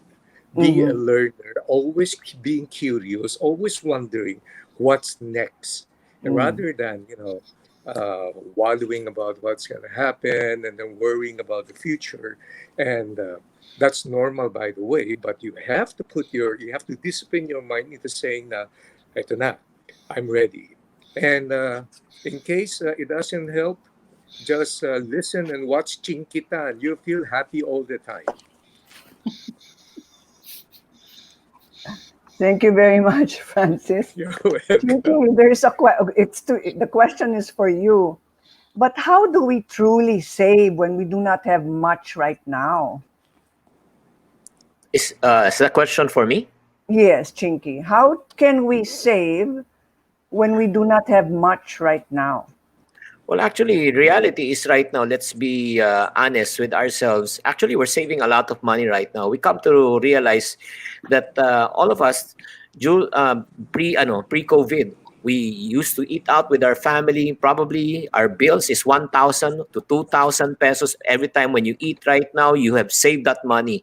So that's 4 weeks, that's 8,000 pesos per month. So if Mm. we're locked down already for 2 months, you have already saved 16,000 pesos. On top of that, you don't pay for gasoline, you don't pay for transportation fee right now, you don't give your kids allowances to go to schools. So in reality, there are a lot of savings that we are saving right now. And then come to think of it, right now we realize the most important things in life is not anymore the brand new shoe, the coffee, the milk tea that you drink, or probably the things that you want to really buy. But the most important thing right now are basic food. Number one, health is very important. Health, food, time with family, and a shelter that you can live in. So if you come to think of it right now, there are a lot of things that you can save. And then I just want to add more on to what uh, the secretary said about DOT. One Mhm. thing that needs to happen right now, Ma'am Cory, is confidence. The people needs to really regain confidence. Most people right now are scared. If they are really confident right now to show that we can really, okay, slowly go out, that's the reason why they're doing the GCQ right now, to try it out. And hopefully that the cases will not increase. If the cases again increase, most of the people again will be scared. In order for Mhm. to really bring back the things that used to happen, we need to really to increase confidence. But one thing I've learned in life, again, just like what Mr. Francis Kong made mention, is this: we do not know what's going to happen. We don't know when. So one thing I've learned from my life, from my great mentor Francis Kong, he told me once, Chinky, control the things that you can control and let go of the things that you can control. Even if we crack Mm. our heads right now to think, how can we bring back tourism? How can we, let's say, operate my spa business again? We cannot control that environment right now. What we can control right now is what do we have right now? How can we reinvent? How can we adjust? Probably you have to switch to another profession right now in order for you just to survive. I'm not saying that you live the health and wellness business, because this is going to be a business for the actually for the 21st century. But as of right now, with the limited environment, limited resources, Mm. limited movement, we just need to learn how to adjust and adapt. Oh, there's a cute question here. Do you believe in having a piggy bank in your house and save Of up the coins? Of course, I have lots of piggy banks here. It's all around. Yung mga meron tayong kasabihan pag walang sinuksok, walang dudukutin. That's the reason why right now, most of us, especially the employees, do appreciate the emergency fund, which I've been always spousing. Yeah. At least three to Yes. six months of your living expense that you should save. Just in case, again, you lose your job, you lose your income, your business slows down, you will stay afloat for 3 to 6 months. Mm-hmm. Chinky, I will have to correct you there. It should Ano not be po? 3 months, it's 6 months. The Ano? first 3 months goes to your wife. If you are married. If you're married. Right, right. This question is for Dr. Susan Balingit because she spoke about the richness of our biodiversity. What can we learn from the indigenous people you have worked with? Some takeaway that we can share with people who would like to stay healthy. Can you just repeat your question? Okay. Because I can't really hear you. Dr. Susan, can you hear me now? Yeah. Yeah, okay. You spoke about the richness of our biodiversity and that you have Yes. worked with a lot of indigenous people. What learnings have you garnered from the Yes. indigenous people that you can share Yes. with us today in order to strengthen our immune systems? So, basically, ang natutunan ko sa kanila, they eat what's local and what's endemic. So, ang mga Mm. pagkain kasi, halimbawa, pag nagtuturo tayo ng kumain ng gulay, hindi lang ito tungkol sa pagtuturo ng pagkain ng gulay, tungkol din ito sa pagtuturo ng ano ang tamang gulay. So, ang tamang gulay would be what's growing where you are. Kasi ang mga gulay na nanggagaling sa malamig na lugar, ang trabaho nila pampainit. Ang gulay na nanggagaling sa mainit na lugar, ang trabaho nila pampalamig. So notice na yung gulay na galing sa malamig na lugar, malaking malambot. Yung galing sa mainit, maliit na matigas. Why is that so? Water is H2O. Tignan nyo. Water is H2O. When you boil water, it doesn't look like the frozen water we have. Kasi yung boiling water is big and soft, whereas cold water or frozen water would be smaller and harder. So, tingnan nyo yung mga gulay natin. Maliliit na matitigas. Ang gulay sa malamig na lugar, malalaking malalambot. So, yung gulay natin serves as well. Sa init ng ating lugar, ang kailangan natin gulay na magpapainit, na magpapalamig. Ang kailangan naman ng ibang lugar na malamig ay gulay na magpapainit sa kanila. So they can be eaten raw. So we do not follow the same protocol they have. Bakit? Kasi they can eat their food raw. Hindi natin pwedeng kainin raw ang ating pagkain kasi pag napagod tayo, iinit masyado yung ating katawan.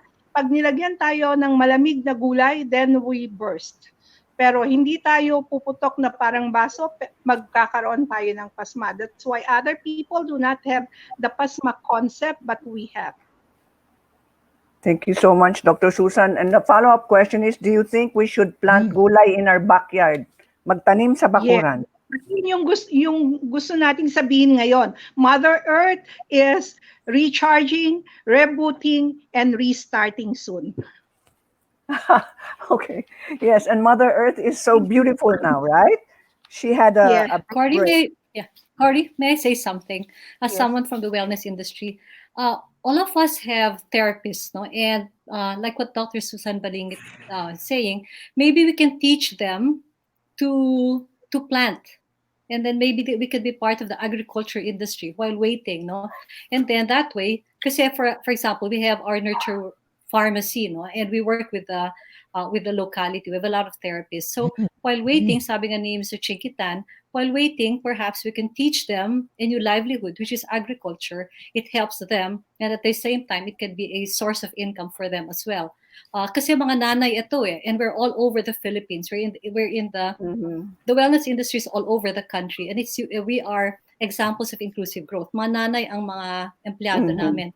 So makakatulong talaga sa mga nanay na matutunan nila yung sinasabi ni Dr. Balingit na local herbs, gamitin nila sa kanilang pamilya, baka pwede nga ibenta sa mga kapitbahay, magkakaroon sila ng income habang inaantay nila bumalik yung yung pag-massage at lahat.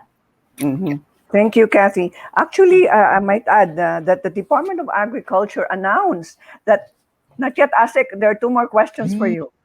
The Department of Agriculture announced that they're going to give out free seeds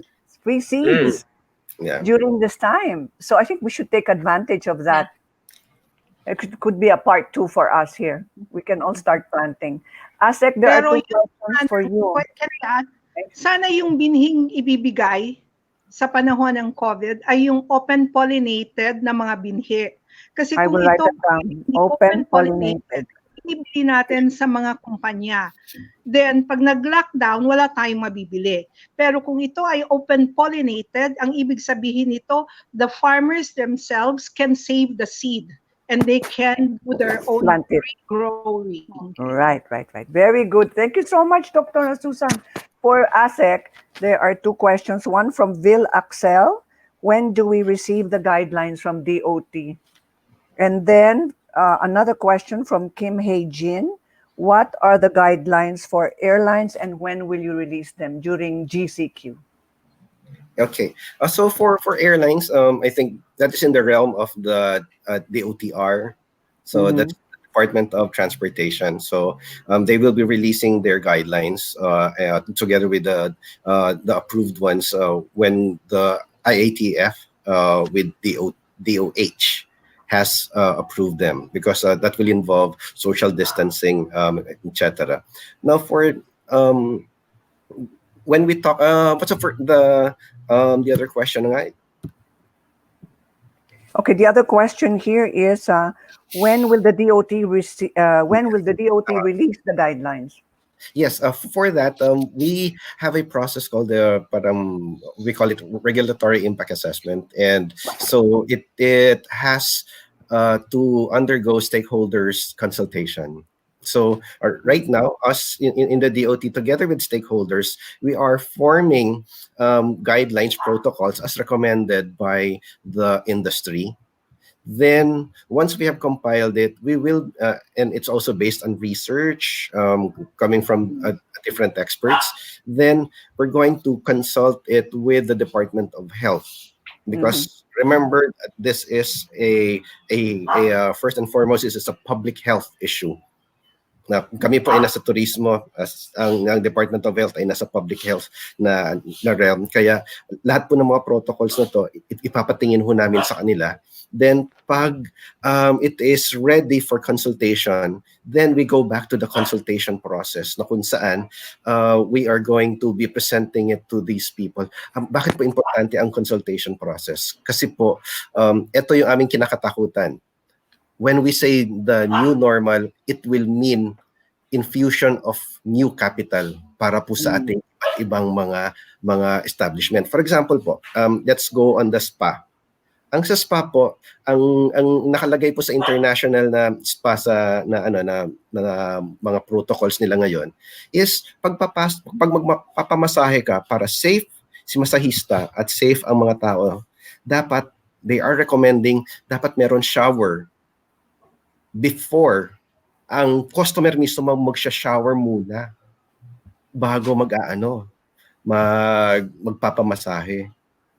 Or massage spas or ang spa natin, meron ba tayong mga shower rooms para doon before and after?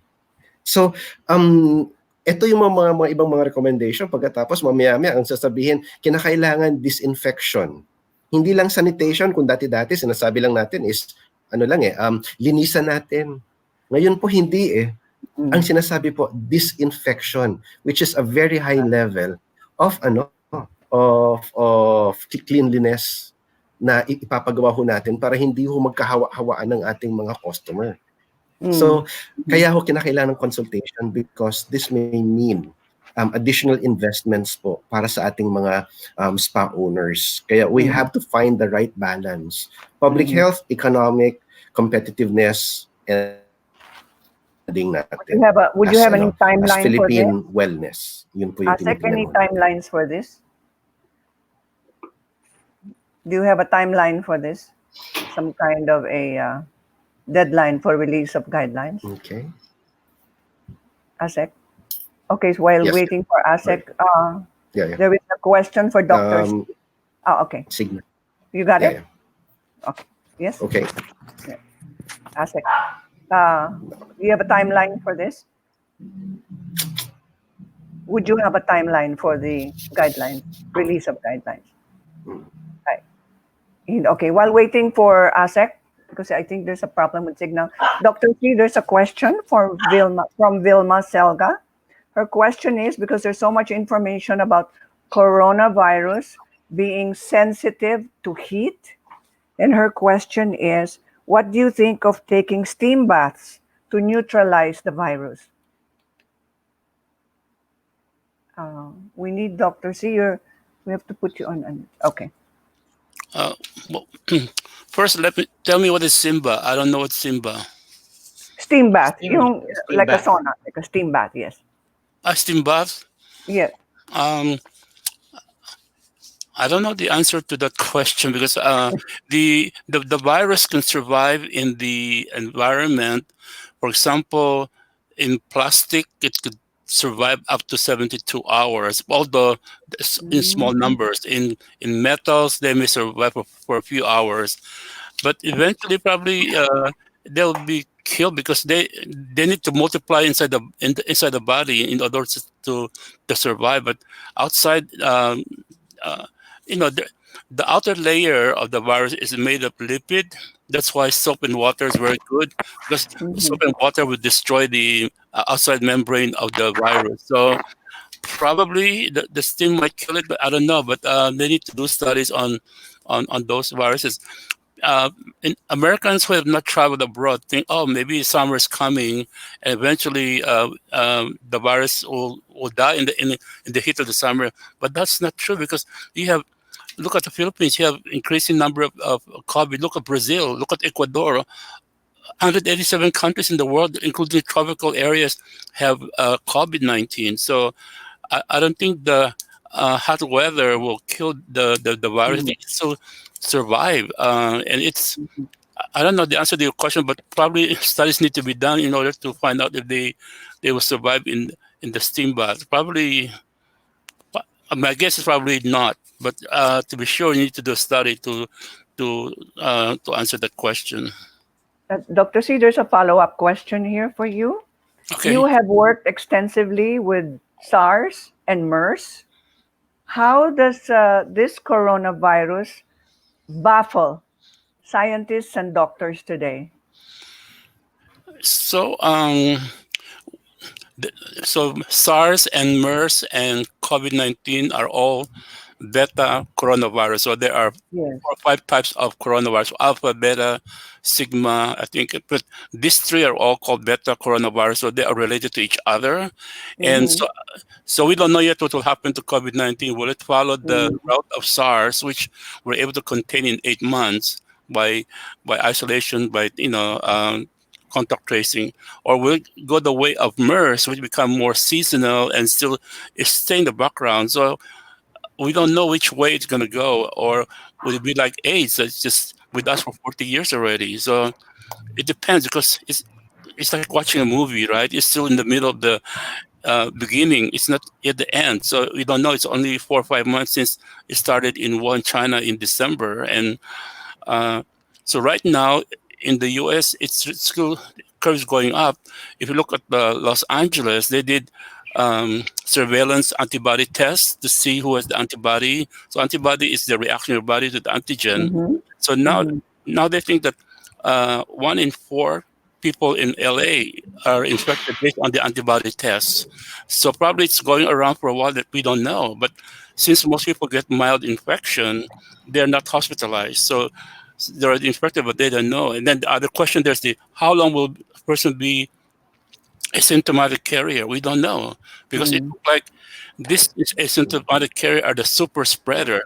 They're the ones spreading it from 1 person to 3 person to 12 person to to many other people. That's why it's so fast and furious the way it's spread like wildfire in so many countries around the world. So it's but eventually, once you reach a point like the herd immunity, like 60 to 70% of people are affected by it, there's no more people that will be susceptible to it. Eventually, it will die down, but it will need to reach first up to 60 to 70% of the population before it will eventually disappear.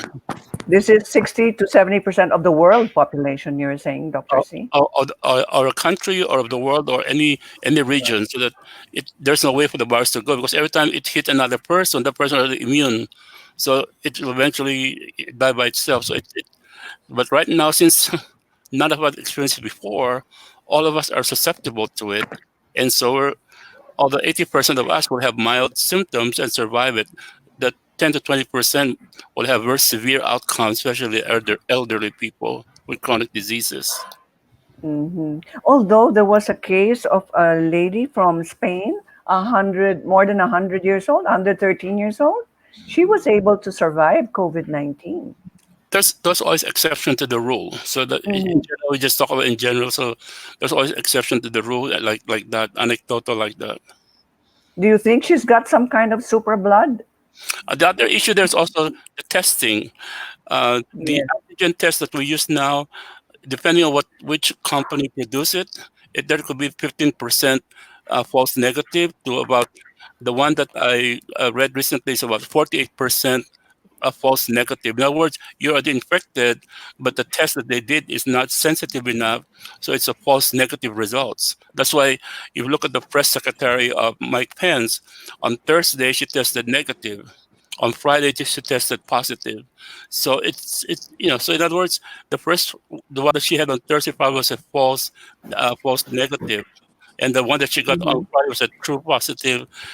In other words, the testing is still not perfect depending on which company you're using, and even the antibody test, if you may be positive to it, um, does it mean that you're immune? We don't know because, as I said, there's so many coronavirus floating around, uh, and SARS-CoV-2 is the one causing COVID-19, but there are other minor coronavirus that can cause colds, and they can also cause the antibody in your body, in your system. So your antibody then from SARS-CoV-2, or is it from one of those minor coronavirus? So we're not sure. So the testing need to be improved. Like Francis Kong mentioned, there's a lot of opportunities for people not only in the industry that you're in now, but also in medical industry. Like more people probably will go into molecular biology, studying the viruses and virology. Mhm. And Mhm. also, I was attending the UCSF webinar last week. In their outpatient clinic before, they do telehealth, maybe 10%. Now their outpatient now is about 80% telehealth because people are afraid to come to the hospital. They're afraid of Mm. getting COVID-19. So they rather call the doctor or email or do a Zoom meeting with the doctor and then do the consultation that way. And now Medicare, Medicaid is able to reimburse them, even though you do telehealth. Those are Mhm. reimbursed by the insurance company. Mhm. Thank you, Dr. C. There's a question here from Can Vince I just Samson. respond to the stigma Mhm. and the Sorry, stigma Dr. Susan, you're asking a question? Dr. Susan? Hello, Dr. Susan, are you asking a question? Okay, we'll have a signal problem here. There's a question from Vince Samson. I think this is for Francis. You mentioned that health and sanitation industries are up. What other Hello. industries do you foresee? Do you foresee will have some kind of a positive uh, response to this Yeah. pandemic? Any industry in the recovery period, as Chinky would say, that can gain back the confidence of the consumers by presenting some kind of a guarantee that we are sanitized, we are clean, and we are healthy. If you are ahead of the game, that's gonna be an advantage for you. Secondly, logistics, food Mm. deliveries, Mm-hmm. anything that's online. I mean, something like Zoom. Nobody ever heard about Zoom Mm-hmm. before, and now we're Zooming each other. I was told na dati daw, during weddings, you used to say, I do. Ngayon, you say, I Zoom. So many things. So many things are happening. So anything that's online, technology, software, Mm-hmm. anything that can help you in your productivity when you do remote work. These are the things that's gonna get an advantage, taking advantage of the situation. Okay, thank you so much, Francis. You're welcome. There is a question for Chinky Tan here. Chinky, if Yes. what message would you have for those who would like to start a business? Would So you have right any now, ideas? Yeah, for people right now wants to start a business, there's no specific business that I can really give you an advice or you have to go to this Mhm. because different strokes for different people. Yes. I'll just give you a simple principle in looking for a business opportunity. First, you got to understand your target market, identify your target market, who are the people you Mhm. want to really help. Number Mhm. two, try to look for their problem and pain points. What is their current problem and situation right now? And Mhm. then what you need to do is try to find a solution without a product in mind. Because if you have a product right now, you're Mhm. putting yourself in a box. Like for the people who are in the health and wellness industry right now, you're saying, okay, I'm a masseur or probably have a spa. How can I really market my company and my product right now? If you think that way, you are not going to solve your problem. So Mhm. right now you go back to the basic. Go back to the basic. Find the target market. Okay, the target market. People still want to eat healthy and live healthy. Okay, and then what's the problem? Problem right now they're scared of going out. They don't want to shop. Okay, what's the solution that you can offer in order for them to Mhm. appease the problem? Just like what Francis Kong mentioned a moment ago. A lot of people have long hair right now. They're hippies right now because they're not cutting their hair. If someone right now can really step out in the market and show that they can do home service and how they sanitize the scissor, how Mhm. they change the Mhm. gloves every time when they touch you. So these are the people who will be ahead of the game right now. So again, it's Mhm. just a matter of adjusting and switching right now. Just like me and Francis, we're in the speaking circuit. We already decided that there's no speaking engagement, physical groupings Mhm. of people Mhm. that will be present until the end of the year or even probably next year. So right now, Mhm. how That's can we another way. reinvest right now? Right. Yeah, Yes, that's another way of saying, Chinky, that we are both unemployed for the moment. exactly. So we have right now to challenge ourselves and think out of the box. We have to stop Right. being scared right now, because Mm. if we keep if we're scared, we're just stuck in our house and we're just going to wait for things to go back. It will never go back. Just like the good doctor, Dr. Francis C. Mentioned ago, Dr. Susan. We don't know when is this going to end. Mm. Yeah, that's true. That's true. Dr. C, did you hear what Chinky Tan said? We do not know when this will end. Yeah, From the point of view of an epidemiologist, what is and your response to that? it may never end, and we could become one of those endemic disease like malaria or Mm. dengue that just come and goes. It's so in the background. Uh, Mm. but I think in medicine, for example, in my class at UP, I'm one of the few that went to public health early on in my career because during the Marcos administration, we were the first class that were assigned to work in the barrio for 6 months. So I was, and it's by lottery system. So the number I selected was a number that correspond to the Palot Leyte. And I don't even speak Waray, but I have to learn how to speak Waray to deal with the patient. But for the first, and I grew up in Manila, so I never lived in the barrio. Now I live there in the barrio for 6 months, and I saw how the people live, and I saw what Dr. Baling is talking about, people eating fresh vegetable, but then people have a lot of schistosomiasis, and a lot of parasitic Mm. infections. That's how I started to like public health. So when I returned, I said I really want to work in public health, but it's not the popular field. People would rather be a surgeon, you have your dermatologist, those kind of things. But for me, public health is much more important. That's why I pursued Mm. at Harvard and Johns Hopkins, and now it's you can see that public health is very important field right now, and I can telework. I don't have to be treating patients and be exposed to the patients. And some doctors really are afraid of really dealing with patients because they're afraid of getting exposed to it. But in public health, especially epidemiology, you deal with you study diseases, you study how cases evolve, so you can do it from your home, from your office. So eventually, probably in medicine, there'll be more focus on public health, more on preventive medicine. So these are my 5 Ps, right? Preventive medicine in the 21st century, more preventive focus rather than curative, more on preemptive. In other words, you preempt the disease from occurring, from getting worse, and then you also do personalized medicine. So in other words, you try predictive first, try to predict who among this population will get what disease. By being able to predict it, you can personalize it.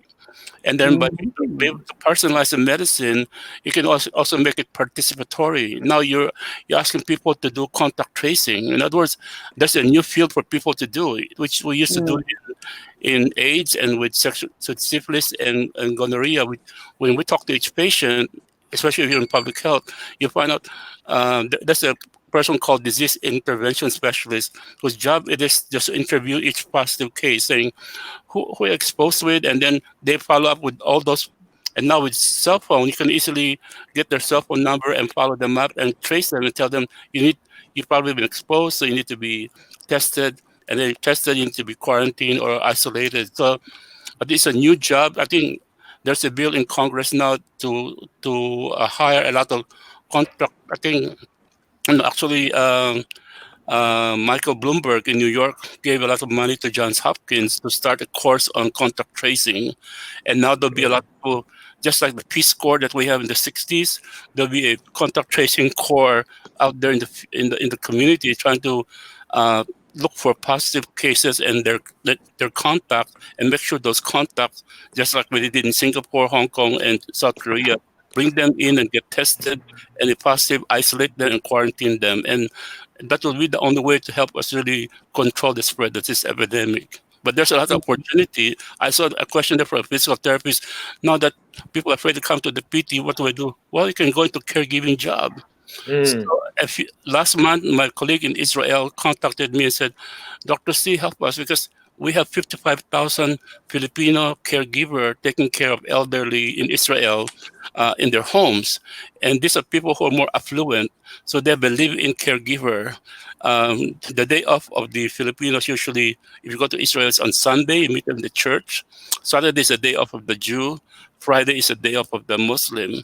So if I go to Israel on Sunday, I meet a lot of Filipino maid in the Catholic Church. Anyway, they asked me to help them. So what I did is I, just using my iPhone, I was able to develop 5 short video on the first was keeping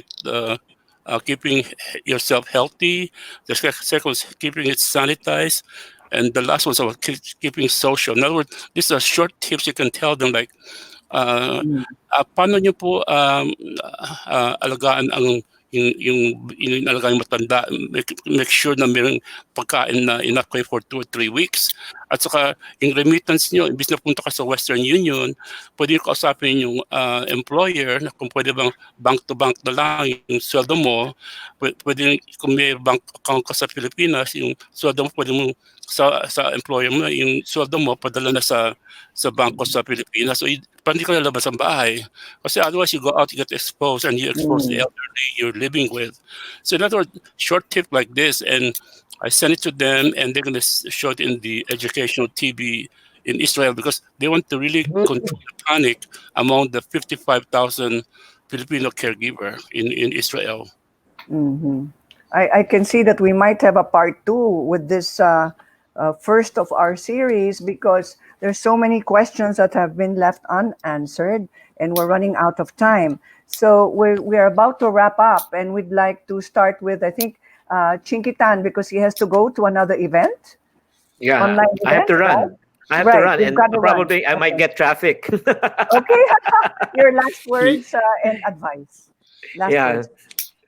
I just like to encourage everyone. This is not, again, that yes, we are in uncertain times.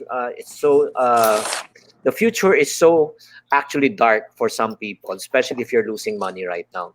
But let me encourage you: the people who are willing to look at this as an opportunity rather than a tragedy will be the one coming out as winners. Not only that, not only that. Always remember this. Just like Bill Gates says, if we do not change, we become extinct. If we do not innovate, we evaporate. So this is a time for us really to adjust, to really think out of the box. The world used to be round, but right now it's square. So we cannot fit already on a round thing. We have to already adjust to a square thing right now. Thank you very much. Thank you so much, Chinky Tan, for sharing your wisdom. Thank you, Francis. Thank you to all the speakers, and thank you, Ma'am Cory. Thank you so much. I know God you're in bless a you. hurry. Mabuhay po tayo. Francis Chinky, I know you're in a Kong. hurry. You have to rush to the next table, right? Yes. Francis. Thank you, Doc. Thank you very Thank you. much. Bye Thank you, bye. You. Sec. Thank Thank you. you. Thank you, everyone. Thank you, Kathy. Francis, And thank you, Yeah. Dr. Susan. Yes. Yes. Thank you. your I just want to your share. parting words. Yes. Yeah. You and I today, we're making history. We've never had something like this happen before, and the narrative that we make now will either form an inspiring legacy that we can leave our children, or if we don't handle this correctly, it can be the very narrative that we'll discuss on how we have been destroyed by it. Now, history is in the making because don't forget, 1980s and year 2020 will be known in the history of humankind as the years with the worst kinds of haircuts and hairstyles. So, the well, one thing I would like to say is some people feel so bad that they begin to question where is God in all of this.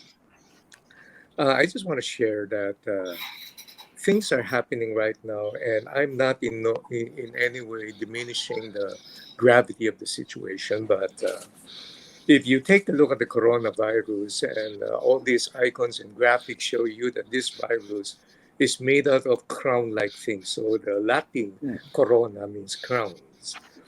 And this is a crown that brings in a lot of havoc and destruction. But I don't think God has abandoned us. So there's a very good, important business principle that says you face the brutal facts, but you keep the faith. Here's the key. Some 2,000 years ago, there was another crown.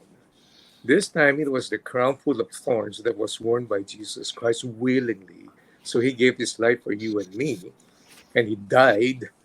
Uh, but not only that, because that's only half of the story. The other story is that he rose again. Not only did he die, but he conquered death. That's why, with that crown on him, he is the only person who has the right to say, I shall never leave you, I shall never forsake you. And that is the Amen. faith that I hold on to. So I want to say that number one, it's not the end of the world. Number two, this thing will pass. And number three, here's the most important thing. I don't know what the future holds, but we certainly know who holds the future. So keep an open mind, learn, live life positively, learn from the ideas of our members here and the panel of speakers, and then enjoy life. Thank you so much, Francis. That's so Yeah, inspiring. That lifts so, us up. thank you. So now we'd like to hear from. We'd like to end with ASEC, and so we'd like to hear from Dr. Susan. Oh, yes. So bukas na po ang The Farm sa May 16, Sabado, at may mga offerings po kami. Una, tinitiyak namin na mga pupunta sa The Farm ay yung may previously tested at negative. So yung pong tanong tungkol sa steam inhalations at mga pulmonary therapies na binibigay sa The Farm ay makakatulong po hindi doon sa mga may sakit na, no? Hindi natin gagamitin to sa mga may sakit na, gagamitin po natin ito doon sa mga gustong linisin yung kanilang mga baga. Pero doon po sa The Farm, hindi lang kami naglilinis ng baga, hindi lang naman po yung baga natin ang naapektuhan ng COVID virus. Naapektuhan rin po yung ating atay, naapektuhan rin yung ating kidneys. So lahat po ng detox na gagawin ay maaari nating ipagawa para linisin yung ating katawan. While waiting for, pero ito lang yung po yung take ko, while waiting for a vaccine or a medicine para sa COVID, why don't we try the long and tested? Tagal-tagal na alam na natin to na tamang pagkain habang hinihintay natin yung gamot para palakasin ang ating mga sarili. Dati na naman natin itong ginagawa eh. Kumakain tayo ng tama para hindi tayo magkasakit. At paulit-ulit sasabihin natin, habang may gulay, may pag-asa. Sang-ayon po ako dyan. Gulay is my number That's one. nice. Yes, that's nice. Kathy Turville from Nurture Okay. Village. Yes. parting words, please take care of yourselves. We have no control over the external environment, but we have control over our internal environment, the way we think, the way we feel. Alam natin what we're going through is really very difficult. Pero sabi nga ni Mr. Francis Kong, yung mental wellness natin is napaka-importante. No? So let's choose, sa akin, very important yung having an attitude of gratitude. Pero sabihin, ay ano ba yan? Mag-grateful ka pa ba? And gulo-gulo na nga. Nawala na lahat. Hindi nawala na lahat. Dahil we're still breathing. We're still with our families. Maswerte tayo. And so important, alagaan natin. Napaka-importante na health natin. Yung choices nga natin. No? Let's take the time to eat properly. Let's not make the problem worse by getting sick with worsening high blood pressure, cancer, etc. Alagaan natin ang sarili natin. Let's exercise. Maggalaw-galaw lang tayo. Let's keep positive. Let's be grateful. And very important, let us always have faith. Kasi yan talaga ang magbe-bridge sa atin sa pagkahirap-hirap na sitwasyon natin. Alam natin na hindi tayo pababayaan ng Diyos. Nandiyan ang Diyos. Siya talaga yung ating sekreto. Yun lang talaga. Thank you. Thank you so much, Kathy Turville. Dr. Francisco C., can we hear from you? So my last word is that this is a preventable disease, and we know how to prevent it. We know, you're wearing masks, all these things that we know. So we just have to continue doing what we're doing, and eventually it'll, go away. It might take some time, but as I said in my slide, empower yourself and keep your faith very, very strong, your faith in God as well as your faith in your fellow men. Make sure that they'll behave professionally and, provide certain distance. And once you're inside your home, you're back to normal. Although outside may look not normal, but once you're in your home, you still have your food that you like to eat, the movie you like to see, your family, all these things. Back home it's normal, but outside may not be normal. But in other words, it's preventable, and eventually, this too shall pass. Thank you so much, Dr. C. There is an urgent question here. Can we entertain this last one for you from Dennis Cebollano? What do you think of blood plasma therapy, Dr. C? It works. It works in other diseases too. So plasma therapy means for people who recovered from COVID-19, they have neutralizing antibody. These are antibodies specific for SARS-CoV virus number 2. So, and by getting the plasma blood from this patient and get the plasma that contain the antibody, you can give this to the very, very sick individuals, and they recover. So in other words, you need to really have volunteers who is really willing to give their blood, and it will help for people to recover from this, especially those that have neutralizing antibodies. Dr. C, you are based in the United States, and a lot of people are asking how they can get in touch with you. My email is very easy to remember. So my work email will be francisco.c@unlv.edu, University of Nevada, Las Vegas.edu, or my personal email, which is very easy, franciscocmd@gmail.com. Okay, thank you so much, Dr. C. Now we go to ASEC Bobby Alabado. Okay, so good afternoon again. So sorry if I disappeared earlier because my sister was doing her wellness thing.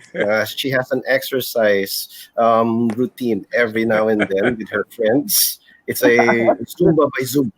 Okay. So anyway, from the Department of Tourism, we know that the tourism sector is one of the hardest hit sectors. And we are also saying that we are also going to be the last to recover. Kumbaga, tourists will have to gain confidence to travel again. And it's said that it will take 1 to 2 years. And that is very long. That's why our heart bleeds with our stakeholders. However, the government right now is looking for ways on how to provide the immediate needs. It's not within our realm of mandate namin, but I know that DOLE, DSWD, DA are doing their mandates in trying to help what we can do for our formal and informal workers, especially in our sectors in tourism. But I think, as what um, Sir Francis said, that this is going to be a tremendous opportunity for innovation. And we have to innovate right now. I have friends in the travel business who have now shifted to marketing. They have been selling tickets, and now they're selling fruits here in Davao. Mm, I'm in mhm, Davao right now. mhm, Um, Yeah. Others are doing right now. They're spending their time doing excellent virtual tours. They are starting to Mm, produce it because yes. that is an opportunity to Mhm, do. And the Department of Tourism will also to help our tour guides be embarking on such virtual tours, especially with Intramuros. mm, So we are preparing for the eventual return of the tourist. We are mm, very confident that tourists will come back to the Philippines. We may be, it may be 1 year from now, 2 years from now, but definitely they will come back into the Philippines. So we must prepare with the protocols. Kanina po, I was looking at the live comments. We have a participant who was always talking about hilot, hilot. Yes, yes, that's we're right. here to promote the Philippines. When we say Philippines, it is about, like what Doctora was saying, it is about our superfood. We have our saluyot, we have our malunggay, we have our avocado, all here in the Mhm, Philippines. Let us promote Philippine wellness food. Let us promote Philippines wellness or massage or healing treatments that we have here.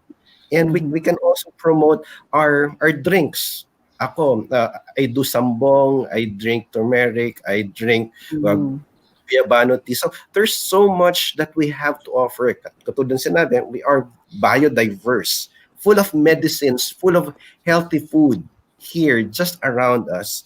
And we are looking at health and wellness as one of the priority products, tourism products that will be sought after this epidemic, because everyone wants to be healthy, everyone wants to maintain their state of well-being or wellness, mhm. so that Amen to they that. will be coming to the Philippines just for that. Even pagsabihin natin na na the spiritual and the personality. Kaya nga sinasabi namin it's more fun in the Philippines because they will have laughter is the best medicine, and Filipinos will always give smiles and laughter to our guests. That is how confident the Department of Tourism is. So thank you very much for all the lessons that our speakers have given. And I agree with you, Miss Corey, that I think we need another session because there's so much to talk about this topic. So many questions,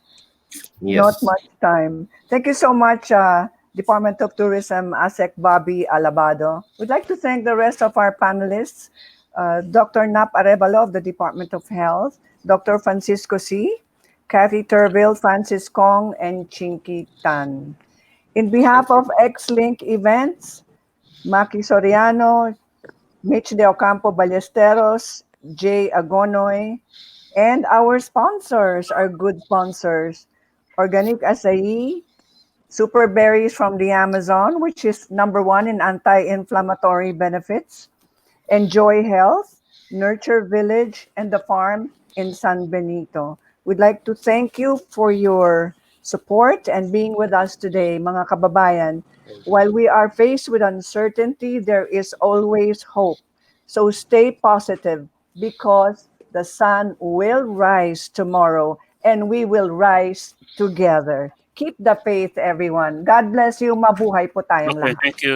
Thank you. Sige. Thank you. Good. Thank you very much. Great day, everyone. Thank you for watching the first Philippine Health and Wellness Forum. It is an honor for us to be organizing this event together with Convex Digital and our dear friend M. Blessed Maki Soriano and our wellness icon Miss Cory Quirino. We hope that through this we were able to take part on reaching out to the industry stakeholders on the health and wellness amidst this COVID-19 pandemic and able to shed light on some business concerns and challenges. We thank you for your time, and we hope to bring more of this industry talks and fora in the coming weeks.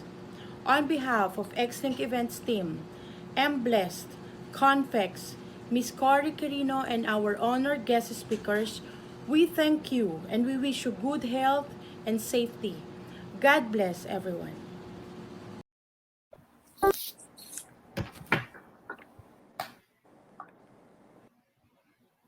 Okay, congratulations to everyone.